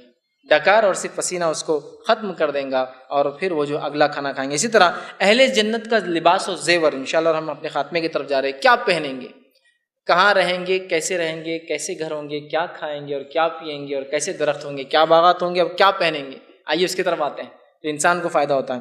اہل جنت جو ہے آپ صلی اللہ علیہ وسلم فرماتے ہیں، اور قرآن کے اندر بہت سارے، جیسے کہ سورہ کہف سورہ نمبر 18 آیت نمبر 30 اور 31 میں اللہ نے فرمایا اہل جنت باریک ریشم اور اطلس اور دیبا کا سبز لباس پہنیں گے، اور آگے فرمایا اہل جنت کے ہاتھوں میں سونے کے کنگن ہوں گے، یہاں مرد بھی پہنیں گے اور عورتیں بھی پہنیں گی جنت میں کنگن، ٹھیک۔ تو کیا فرمایا کہ باریک ریشم دنیا میں مرد نہیں پہن سکتے، مومن یاد رکھے، ریشم اور سونا حرام ہے مومنوں پر، عورت پہن سکتی ہے مرد نہیں، لیکن جنت میں ریشم پہنیں گے، اطلس اور دیبا یہ فائن سلک ہوتا ہے، سلک کی ایک اعلیٰ قسم ہوتی ہے جس کے اندر سونے اور چاندی کے تار ڈالے جاتے ہیں، سو کہتے ہیں اطلس، تو اس کے ان کے لباس بنے ہوں گے جو کہ گرین کلر کے سبز رنگ کے ہوں گے، خوبصورت ایک دم بہترین، وہ پہنیں گے۔ اسی طرح جو ہے سورہ حج سورہ نمبر 22 آیت 23 میں اللہ نے فرمایا خالص ریشمی کپڑوں کا لباس، خالص سونے کے زیورات، خالص موتیوں کے زیورات اور موتی جڑے سونے کے زیورات بھی اہل جنت استعمال کریں گے، اور ان زیورات کا کیا حال ہوگا؟ آپ صلی اللہ علیہ وسلم فرمایا اہل جنت کو جو کنگن دیا جائے گا، اگر اسے کنگن کی تھوڑی سی روشنی، ایک جھلک دنیا میں اللہ بتا دے تو سورج ویسے ہی پھیکا پڑ جائے گا جیسے سورج کے سامنے تارے پھیکے پڑ جاتے ہیں۔ سورج نکلا تو تارے کیسے دکھتے نہیں ہیں نا آنکھوں کو، حالانکہ چمکتے رہتے ہیں وہ کنٹینیو، دکھتے نہیں روشنی کے۔ تو کہا اگر اہل جنت کا ایک کنگن ایسا دنیا میں تھوڑی دیر کے لیے ہلا دیا جائے تو ایسی روشنی ہے اس کی، تو خالص سونا ہے کہ جس سے اتنی روشنی ہوگی کہ سورج بھی ویسی دکھیں گے، ایسا ستارے ہوتے ختم ہو جائیں گے اس کی روشنی، اتنے اعلیٰ ہوں گے، اتنے قیمتی ہوں گے، ٹھیک ہے۔ اسی طرح جو ہے اہل جنت کا لباس کبھی پرانا نہیں ہوگا، یاد رکھیے، کبھی اولڈ نہیں ہوگا، کبھی دھونے کی ضرورت نہیں، کبھی پرانا نہیں ہوگا۔ اسی طرح جو ہے جنتیوں کے پہنائے گئے کنگن اتنے چمکدار ہوں گے کہ سورج کی روشنی پھیکی پڑ جائیں گے، جامع ترمذی کی روایت ہے۔ اسی طرح ترمذی کی ایک روایت میں آپ صلی اللہ علیہ وسلم فرمایا کہا جنتیوں کے زیورات میں استعمال ہونے والا ایک موتی دنیا اور ساری دولت سے زیادہ قیمتی ہوگا۔ جنتیوں کے زیورات میں جو موتی استعمال ہوں گے تو ایک صرف پرل، ایک موتی دنیا اور اس میں جو کچھ ہے اس سے زیادہ مہنگا ہے۔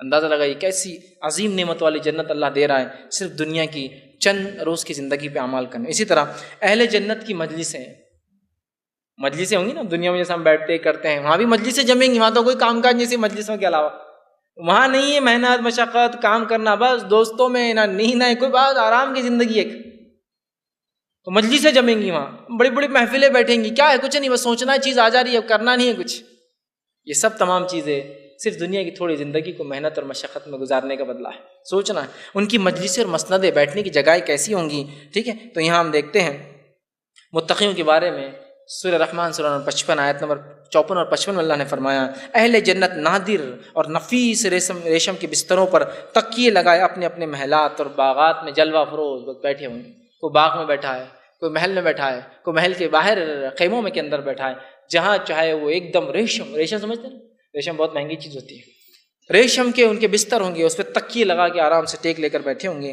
اسی طرح جو ہے اللہ نے فرمایا جو ہے سورہ طور سورہ نمبر 52 اور اس کی آیت نمبر جو 20 میں جنتی لوگ قطار در قطار آمنے سامنے رکھے ہوئے خوبصورت جو ہے تختوں پر رونق افروز ہوں گے، مطلب محفلیں جمیں گی جنتیوں کی جس میں تخت لگے ہوں گے، اور تخت پر ادھر ادھر دونوں طرف جنتی بیٹھے ہوں گے اور بات چیت کریں گے، اور دنیا کے تذکرے بھی نکلنے والے ہوں، تمہارا کیا چلتا تھا دنیا کے اندر، کیا تھا، کیسی کیسی تم کو تکلیف پہنچی، تم نے کیا کیا عمل کیے، میں ایسا کرتا تھا، اللہ نے مجھے دیکھو ایسا کیا، تذکرے بھی ہوں گے، یاد بھی کریں گے لوگ ایک دوسرے کو، پرانی باتیں بھی نکالیں گے، اور وہ وقت میں حقیقی وقت باتیں نکال کے باتیں کرنے کا۔ یہاں دنیا کے اندر ایک تو چبوترا ملتا ہی نہیں، مسند تو دور کی بات ہے، چبوترا نہیں ملتا بیٹھنے کو، گھر تو چھوٹے ہے تو گھر میں تو بیٹھا کوئی نہیں سکتا، چبوترے جلدی ملتے نہیں، ہر کوئی دھاڑ دھوڑ کر رہا، کوئی چنگم چپکا رہا، کوئی تھوک دیتا، کوئی گرم پانی ڈال دیتا ہے، تو آپ اس کی چبوترے بیٹھیں گے تو ڈسٹرب ہوں گا، صحیح بات ہے۔ مسندیں لگی قطار در قطار، محفلیں جمی ہیں، دنیا محفلیں جمتی ہے نا، ایسے محفلیں وہاں بھی جمیں گی، جنتی چونکہ فارغ ہی ہے، بس کیا کرنا ہے، یہی تو سب ہے، محفلیں جمانا ہے، چلو جنتی کے بعد آج محفل نکال دے، چلو وہاں جمیں گے، آج وہاں جمیں گے، تو قطار در قطار مسندیں لگی ہے، بیٹھیں گے آمنے سامنے اور رونق افروز ہو کے بات چیت چلیں گے ان کی۔ اسی طرح جو ہے سورہ جو ہے صافات کے اللہ نے فرمایا سورہ نمبر جو ہے 37 آیت نمبر 41 سے 47 میں فرمایا اہل جنت آمنے سامنے رکھے ہوئے تختوں پر مسند نشین ہوں گے، بیٹھیں گے، اور لذت بھرے جو ہے مشروبات سے لطف اندوز ہوں گے، اور وہ پئیں گے بھی کچھ چیزیں بیٹھ کر ایک دوسرے کے سامنے، تذکرے نکلیں گے اور پئیں گے، ایک دوسرے سے بات کریں گے، ایک دوسرے کو تذکرے ہوں گے، دنیا کے تذکرے، دنیا کی مصائب اور تکلیفوں کے تذکرے، اور وہ بات چیت کریں گے، لوگوں کو یاد بھی کریں گے دنیا میں، اور جہنمیوں کو بھی یاد کریں گے، کچھ جو ان کے ساتھ لوگ ہوں گے لیکن جنت میں نہیں پہنچ پائیں گے۔ اسی طرح جو ہے اہل جنت کے خادم بھی ہوں گے، کام کاج کرنے والے لوگ ہوں گے۔ آپ صلی اللہ علیہ وسلم نے بہرحال حدیث میں اور قرآن میں آتا ہے، جیسے کہ سورہ نمبر 86 سورہ دہر آیت 19 میں اللہ نے فرمایا کہا کہ اہل جنت کی خدمت کے لیے ایسے لڑکے دوڑتے پھریں گے جو ہمیشہ لڑکپن کی عمر میں رہیں گے، اور تم انہیں اگر دیکھو جب وہ بھاگیں گے، کام جس رفتار سے کریں گے ایسا لگے گا بکھرے ہوئے موتی ہیں۔ موتی دیکھا آپ نے، اگر مالا ٹوٹ جاتا جب گرتے تو کیسے بکھرتے اسپیڈ سے، تو ایسے لڑکے ہوں گے جن کی عمریں کبھی نہیں بڑھیں گی اور اتنے اسپیڈ سے کام کریں گے کہ جن کی رفتار جیسے موتی ہے۔ ہوتا ہے نا، لوگ اگر کام کو کوئی رکھ بھی لے تو ایک تو اگر جوان بھی رکھے تو بوڑھا ہوتا جاتا تھا، آپ پریشان رہتے، پھر اسپیڈ کا تو سب کا ہی مسئلہ ہے۔ جو لوگ کام لیتے ہیں ان کو ہمیشہ مسئلہ ہوتا ہے کام والا اسپیڈ سے کام نہیں کر رہا، ان کی رفتار بھی ہوں گی، عمر بھی نہیں بڑھیں گی، اور ایسی رفتار سے نکلیں گے ایک دوسرے کے آمنے سامنے، نہ کہیں ہوں گے جیسے موتی نکلتے ہیں نا ایک دوسرے سے ٹکرا کر فوراً، ویسے کام تیزی سے کریں گے، ٹھیک ہے۔ تو ایسے خادم ملیں گے۔ جنتی عورتوں کا کیا معاملہ ہوگا؟ کیونکہ جنتی عورتوں کا بہت تذکرہ آتا، تفصیل میں آتا ہے، ان کے تذکرے بڑے تفصیلات میں آتے ہیں، تو یہ بات کو عورتیں غور سے سنیں اور ہم لوگ اس کو سمجھنے کی کوشش کریں اور اپنی زندگی کو ہم سب بدلیں۔ جنتیوں کے تعلق سے آتا ہے سورہ بقرہ سورہ نمبر 2 آیت نمبر 25 میں اللہ نے فرمایا وَلَهُمْ فِيهَا أَزْوَاجٌ مُطَهَّرَةٌ وَهُمْ فِيهَا خَالِدُونَ، اس کے اندر ان کے لیے پاکیزہ زوج ہے اور وہاں وہ ہمیشہ رہیں گے۔ تو اس سے پتہ چلتا ہے کہ جنتی عورت جو ہے ہر طرح کی ظاہری اور باطنی خرابیوں سے پاک ہوں گی۔ ظاہری خرابیاں کیا ہو سکتی ہیں؟ مثلاً حیض اور نفاس۔ باطنی خرابیاں ہو سکتی ہے جلن، حسد، غصہ آنا، سوکنانہ پن، وہ سب ختم ہو جائیں گا، سب فنش، وہ سب ختم، ظاہری اور باطنی تمام وہ سے پاک۔ اسی طرح جو ہے سورہ واقعہ سورہ نمبر 56 آیت 35 سے 37 میں اللہ فرماتا ہے جنت میں داخل ہونے والی خواتین اللہ تعالیٰ اس کو نئے سرے سے پیدا کریں گا، پھر جنت میں وہ اگیں گے، پھر پیدا ہوں گے، نئے سرے سے پیدا فرمائیں گے، اور وہ کنواری حالت میں جنت میں داخل ہوں گی۔ جب وہ اپنے شوہروں سے ملیں گی تب بھی وہ کنواری رہیں گی اور ہمیشہ وہاں کنواری رہیں گی۔ جنتی خواتین اپنے شوہر کی ہم عمر ہوں گی اور جنتی خواتین اپنے شوہر سے ٹوٹ کر محبت کرنے والیاں ہوں گی۔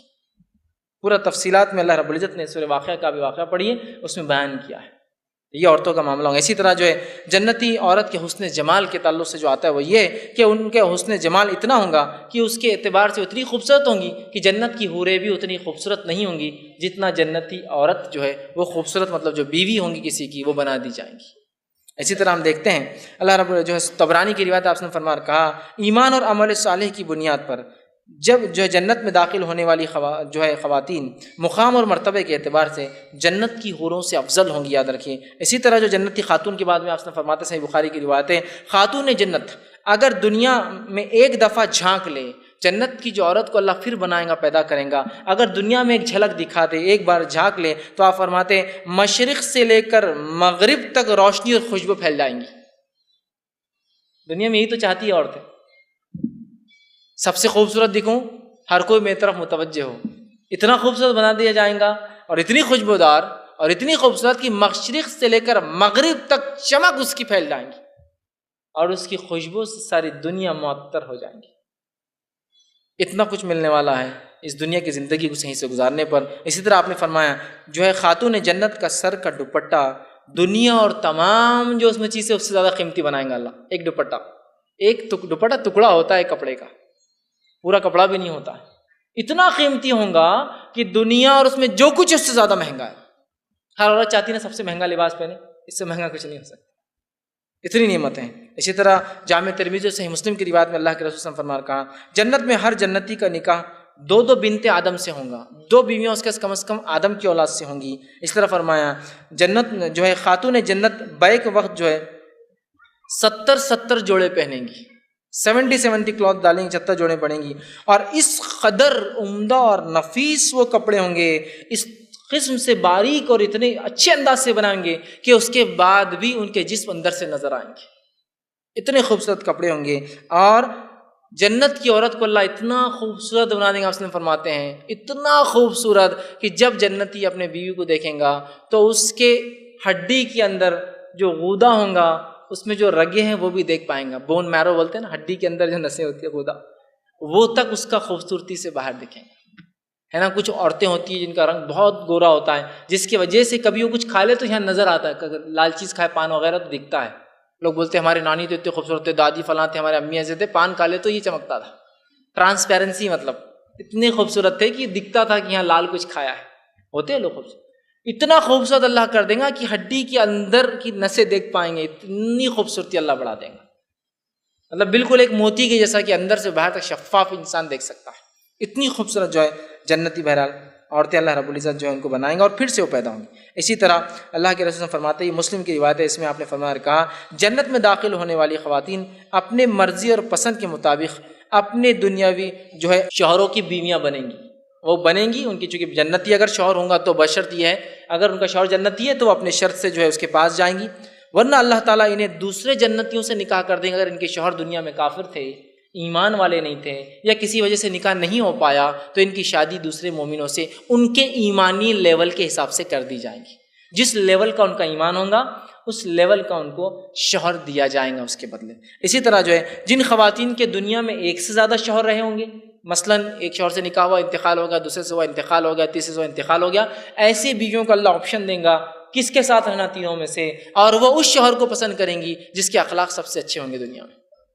اس کو آپشن دیا جائے گا، کیونکہ اس کے 3 شوہر رہ چکے، 2 شوہر رہ چکے، 1 شوہر مطلب 1 سے زائد تھے، اس کو آپشن ہوگا، وہ جو چاہے سلیکٹ کر سکتی ہے، اور سلیکشن کا کرائٹیریا ہوں گے جس کے اخلاق سب سے اچھے ہوں گے. اس لیے اخلاق کی بڑی اسلام میں اہمیت یاد رکھے. یہ طبرانی کی روایت تھی. اسی طرح جو ہے حوروں کے تعلق سے جو قرآن فرماتا ہے، جو جنت کے تذکروں میں آتا ہے، جس کے اندر سورہ جو ہے رحمان سورہ نمبر 55 آیت نمبر جو ہے 56 سے لے کر 59 میں 56 سے لے کر 59 میں اللہ فرماتا ہے حوریں جنت کی جو ہے دوسری نعمتوں کی طرح جنتی مردوں کے لیے ایک نعمت ہوں گی.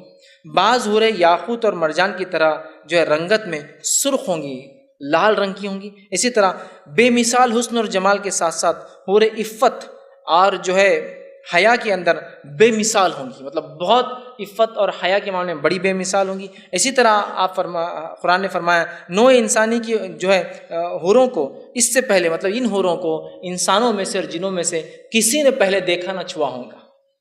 ٹھیک، یہ حوریں ہوں گی اور نہ انہیں ہاتھ لگایا ہوں گا کبھی. ٹھیک ہے. اسی طرح جو ہے حوریں اس قدر حیادار ہوں گی، اس قدر حیادار ہوں گی کہ اپنے شوہر کے علاوہ کسی دوسرے کو آنکھ اٹھا کر بھی کبھی نہیں دیکھیں گے، اس قدر حیادار ہوں گے. اسی طرح جو ہے حوریں انڈے کے جو ہے نیچے چھپی ہوئی جھلی، انڈا بھی کبھی آپ نے اگر پھوڑا ہوگا تو اس کے انڈے کے ایک کور پہ جھلی کا حصہ چپکا ہوتا ہے، اس میں ایئر رہتی ہے، ہمیشہ خالی رہتا ہے. وہ انڈے کا ایک طرف دیکھیے آپ کم ہوتا ہے، اس میں ایک جھلی ہوتی ہے، آپ کبھی دیکھ سکتے ہیں انڈے کے اوپر چپک کے ابل جائے تو نکل کے آتی. اس جھلی کی قدر نرم اور نازک ہوں گی وہ حوریں، اتنی مطلب وہ جھلی آپ نے دیکھی کتنی نرم ہوتی ہے، نازک ہوتی ہے. اس جھلی کی جیسی نرم اور نازک جو ہے وہ حوریں ہوں گی. ان کی توچا، ان کا جسم جو بولتے ہیں آج کل ہوتا ہے نا، توچا کے خیال رکھنے کے لیے کیا کیا نہیں کرنا پڑتا ہے اسکن کیئر کے لیے. وہاں اتنی اللہ رب العزت نے پہلے سے کیئرفلی ان کو بنایا ہے مومنوں کے لیے کہ وہ اتنی نرم و نازک کہ وہ انڈے کی جھلی جو ہے اس جیسی وہ جو ہے بنی ہوں گی. اس کے تذکرے قرآن کے. اسی طرح جو ہے جنت جو ہے میں جو سب سے بڑی نعمت مومنوں کو ملنے والی ہے، میں ان 2 نعمتوں کی طرف آ رہا ہوں اور اپنی بات کے خاتمے کی طرف آ رہا ہوں. اللہ نے جو سب سے بڑی 2 نعمتیں جنت میں رکھی، یہ سب نعمتوں کے علاوہ ابھی میں نے جنتوں کے جانوروں کا تذکرہ نہیں کیا، ابھی میں نے جنتوں کی اور بہت سی نعمتیں جو میں کر بھی نہیں سکتا اس تھوڑے سے وقت میں، لہٰذا میں نے ابھی چھوڑ دیا. جیسے آپ نے فرمایا بکری جنت کا جانور ہے، بہرحال اور جنت میں انسان کھیتی کرے گا، اس کی کھیتی باڑی ہوں گی اور بھی کئی بہرحال، لیکن اتنا وقت نہیں ہے کہ میں سب کو. مسلم کی روایت ہے جنت میں ایک انسان جائیں گا اور کہیں گا اللہ مجھے کھیتی کرنا ہے. اللہ کہے گا کیا ضرورت کیا ہے تجھے، انہیں مجھے کھیتی کرنا ہے. تو خالی ہوں گے، رکامے ہوں گے تو کچھ نہ کچھ کام چاہیے، میں کھیتی کرنا ہے. ٹھیک ہے جاؤ کھیتی باڑی کرو، اور وہ کھیتی باڑی کریں گے، ہل جوتیں گا اور جانور چلائیں گے. سمجھ رہے آپ؟ حالانکہ ضرورت نہیں ہوں گی لیکن کہیں گا، اللہ ہر بات مانے گا، کھیتی کرنا تو کھیتی کرو، جاؤ کوئی مسئلہ نہیں. اندازہ لگائی تو بہت ہے، لیکن بہرحال وقت نہیں کہ تمام نعمتوں کو رکھو. یہ لا تعداد ان گنت ہے، جو سمجھائے گی اور جو نہیں سمجھ سکتے وہ تبھی چھوڑ دیجیے. بہرحال جنت میں جو عظیم 2 نعمتیں ملیں گی، سب کے علاوہ وہ رکھ رہا ہوں، بس ان 2 نعمتوں کو یاد رکھیے. شاید یہ نعمتیں سمجھ جائے تو باقی سب پھیکی پڑ جائیں گی اب جو رکھوں گا. پہلی نعمت جو جنتیوں کو ملے گی، جو عظیم نعمت میں فرسٹ ہے، فرسٹ کے مطلب سیکنڈ نمبر کی ہے، اس میں فرسٹ رکھ رہا ہوں، وہ یہ ہے کہ اللہ ان سے راضی ہوں گا. یہ سب سے بڑی نعمت ہے. کپڑے دیں گا، یہ ہوں گا، فلاں ہوں گا، گاڑیاں، جو کچھ ہے وہ سب ایک طرف ہے. اللہ ان سے راضی ہوں گا. یہ 2 نعمتوں میں سے جو عظیم ملیں گی اس میں سے پہلی ہے، فرسٹ ہے کہ اللہ ان سے راضی ہو جائیں گا. اور اللہ رب العزت نے اس بات کو سورہ توبہ سورہ نمبر 9 اور آیت نمبر 72 میں یوں فرمایا وَرِضْوَانٌ مِّنَ اللَّهِ أَكْبَرُ وَذَلِكَ فَوْزُ الْعَظِيمُ. اللہ کی رضا یہ سب سے بڑی چیز ہے جو جنتیوں کو حاصل ہوں گی، اور یہ بہت بڑی کامیابی، الٹیمیٹ سکسیس ہے تمہاری. جنت کی نعمتوں میں سے جو سب سے بڑی دو ہے اس میں ایک ہے اللہ کا ہم سے راضی ہو جانا، اور جنتی لوگوں کو اللہ تعالیٰ جنت میں خود اپنی رضا کی خوشخبری سنائیں گا اور آگاہ کریں گا میں تم سے راضی ہوں، اور جنت میں اللہ تعالیٰ ان سے گفتگو کریں گا۔ اس طرح سے حدیث کے الفاظ ہے، یہ مسلم کی روایت ہے۔ ابو سعید خدری اس کی راوی فرماتے اور کہتے ہیں کہ نبی اکرم صلی اللہ علیہ وسلم فرمایا اللہ تعالیٰ جنتیوں سے ارشاد فرمائیں گا، اے جنتی لوگوں، بات کریں گا، وہ عرض کریں گے اے ہمارے پروردگار، ہم حاضر ہیں تیرے جناب میں اور تیری اطاعت میں، بھلائی تیرے ہاتھ میں ہے۔ اللہ تعالیٰ ارشاد فرمائیں گا کیا تم مجھ سے راضی ہو؟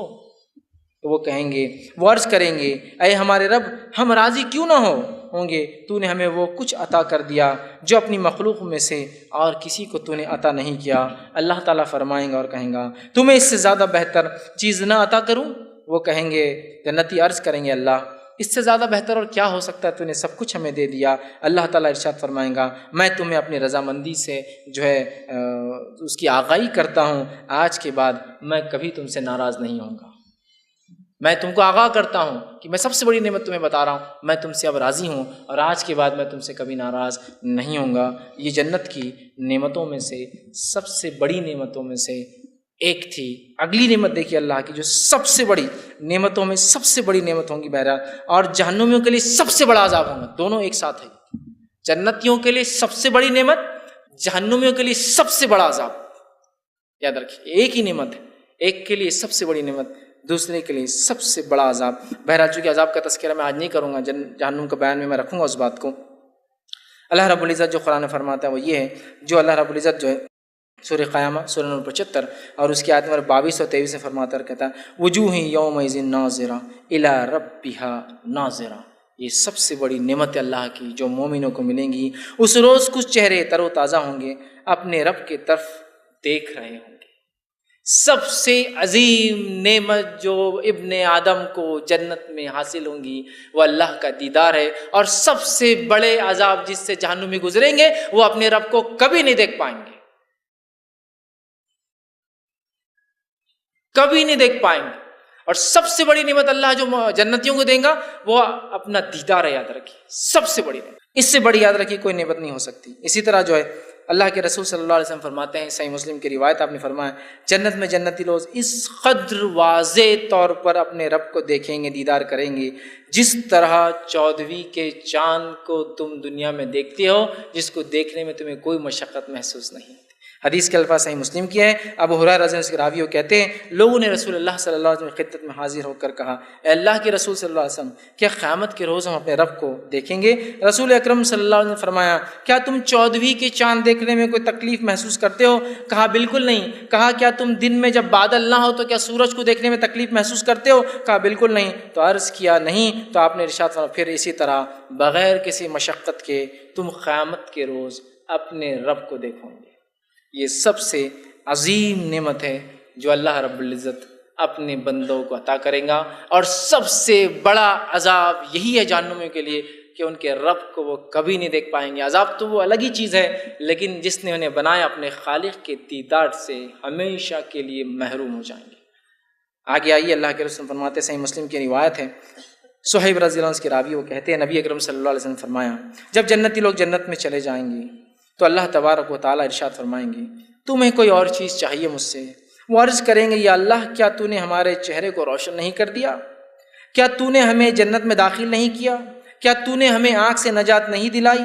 پھر اچانک جنتیوں اور اللہ کے درمیان سے پردہ جو تھا وہ ہٹ جائے گا، وہ ہٹا دیا جائے گا، پردہ اٹھ جائے گا، اور جنتی اپنے رب کی طرف دیکھ رہے ہوں گے۔ اور آپ نے فرمایا دیکھنا ہر اس چیز سے زیادہ، اور دیکھیں گے اور اپنے رب کو دیکھنا جنتیوں کو جنت کی ہر نعمت سے زیادہ محبوب ہوں گا۔ سب سے عظیم نعمت ہے، یاد رکھیے، جو اللہ رب العزت نے جنتیوں کو دی ہوں گی۔ دو نعمتیں یاد رکھیے، ایک رضا اور ایک دیدار۔ بس اس کے لیے انسان کو کوشش کرنا ہے کہ اللہ مجھ سے راضی ہو جائے اور اس کا دیدار میں آخرت میں کر لوں، ختم، باقی چیزیں پھر مل جائیں گی آٹومیٹک، وہ اس کا پارٹ ہے۔ اور رب کا دیدار جنتیوں کو جنت کی نعمت سے زیادہ پسند ہوگا، اس لیے کہ یہ سب سے الٹیمیٹ سکسیس ہے ان کے لیے کہ کس نے انہیں بنایا اس کو وہ دیکھ لے۔ ایک آدمی ہے جو آپ کو تنخواہ دیتا ہے، آپ اس کے نوکر رہے، آپ نے کبھی نہیں دیکھا، آپ سوچتے ہیں کاش میرے باس کو جو وہاں بیٹھا ہے کبھی دیکھ لوں، ہے نا؟ اسی طرح خالق کائنات کو وہی لوگ دیکھ پائیں گے جس نے زندگی میں ایسے اعمال کیے جس کی بنیاد پہ ان کے رب نے انہیں معاف کیا، انہیں بخش دیا اور انہیں جنتوں میں ڈالا، اور اس کے بعد ان سے راضی ہوا اور ان کو اپنا دیدار دیں گا۔ آخری بات رکھ کے اپنی بات کو میں ختم کرتا ہوں۔ جنت میں داخلہ کیسے ممکن ہے، یہ بات کی میں وضاحت کرنا ضروری سمجھتا ہوں۔ بہت سارے لوگ اس کو بڑا آسان سمجھتے ہیں۔ جنت میں جانے کے لیے جو سب سے اہم چیز ہے وہ صحیح مسلم کی روایت یاد رکھیے۔ یہ میں اس لیے کہہ رہا ہوں، کوئی شخص اپنے اعمال پہ تکبر نہ کرے کہ میرے اعمال شاید مجھے جنت میں لے جائیں گے۔ ہمارے کتنے بھی بڑے عمل ہمیں جنت میں نہیں لے جا سکتے جب تک کہ ہمارا رب ہم سے راضی نہ ہو جائے، نہیں لے جا سکتے۔ اللہ کے رسول فرماتے ہیں، ابو ہریرہ رضی اللہ عنہ، اس کے راوی مسلم کی روایت ہے، آپ نے فرمایا، نبی اکرم صلی اللہ علیہ وسلم فرمایا کہ کوئی شخص اپنے اعمال کے بدلے جنت میں نہیں جائیں گا، کوئی شخص اپنے اعمال کے بدلے جنت میں نہیں جائیں گا۔ سوال ہے اللہ کے رسول صلی اللہ علیہ وسلم، کیا آپ بھی؟ کوئی شخص اپنے اعمال کے بدلے جنت میں نہیں جائیں گا۔ صحابہ نے پوچھا کہ آپ بھی نہیں جائیں گے؟ تو فرمایا، ارشاد ہوا، ہاں میں بھی نہیں جاؤں گا جب تک کہ میرا رب مجھ پہ رحم نہ کر دے۔ تو کوئی شخص اپنے اعمال کو بنیاد نہ بنائے کہ میں اتنے اعمال کرتا ہوں پھر تو میں جنت میں جانے ہی والا ہوں۔ رب جب تک میرا مجھ پر رحم نہ کرے میرے اعمال مجھے جنت میں نہیں لے جا سکتے۔ جہاں ہم نیکیاں کرتے ہیں، اور صحابہ نے سوچا تھا ایک بار ایسا، ہم تو اتنی نیکیاں کرتے اللہ کے رسول، فلاں تصویر پڑھے اتنی نیکیاں، فلاں تصویر پڑھے گناہ معاف، فلاں عمل کیے فلاں، نماز پڑھے گناہ معاف، وضو کیے گناہ معاف، سب چیزیں ہو رہی ہیں، تو پھر تو ہمارے اعمال بہت بڑھ جائیں گے۔ اللہ کے رسول فرمایا، اللہ اگر کبھی ایک نعمت جو دی ہے اس کا حساب ایک پلڑے میں رکھ دیں گا نا تو یہ پورے نیکیاں ختم ہو جائیں۔ ایک نعمت، آنکھ، کان، ناک، منہ، عقل، ہاتھ، پیر، کوئی بھی ایک نعمت گنوا دے ختم ہو جائے۔ تو بہرحال کوئی شخص اپنے اعمال کی بنیاد پہ جنت میں نہیں جائیں گا، صرف اللہ کی رضا، اس کی خوشنودی، اس کا رحم اور اعمال اس کے بعد، یہ بھی اصل ہے۔ نہیں تو آپ یہ مت سمجھیے کہ اب بس اللہ کو اعمال کی، تو اللہ راضی ہوتا ہے اور انہیں لوگوں پر رحم کرتا ہے جو دنیا میں اس کے کہے کے مطابق عمل کر کے آتے ہیں۔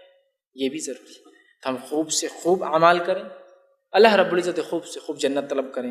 نبی اکرم صلی اللہ علیہ وسلم فرمایا، جو شخص 3 بار اللہ سے جنت طلب کرتا ہے، جنت وسیلہ بنتی ہے، گزارش کرتے ہیں اللہ اس آدمی کو میرے پاس بھیج دیں، یہ مانگ رہا ہے مجھے۔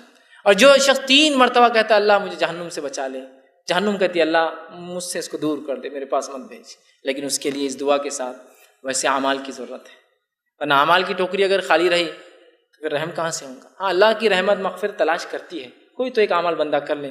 وہ کیا اعمال ہو سکتے ہیں جس کی بنیاد پہ انسان جنت میں جا سکتا ہے؟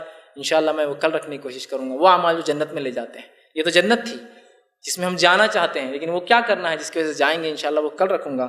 تو بہرحال ہمیں خوب سے خوب اچھے سے اچھے اعمال کرنا ہے، بدعمالیوں سے اور گناہوں سے اپنی نفس کو کثرت سے بچانا ہے، ورنہ ہم نہیں جا سکتے۔ اور اگر نیک اعمال بھی کیے تو ہمیں ظام نہیں ہونا چاہیے کہ ہم جنتی ہیں، جب تک کہ اللہ رحم نہ کرے کوئی بھی انسان جنتی نہیں ہو سکتا۔ اور آخری بات کہ کوئی انسان جنتی ہے یا جہنمی ہے، قرآن اور حدیث نے اس کے بارے میں نہیں کہا، ہم اس کے بارے میں کوئی بات نہیں کہہ سکتے ہیں۔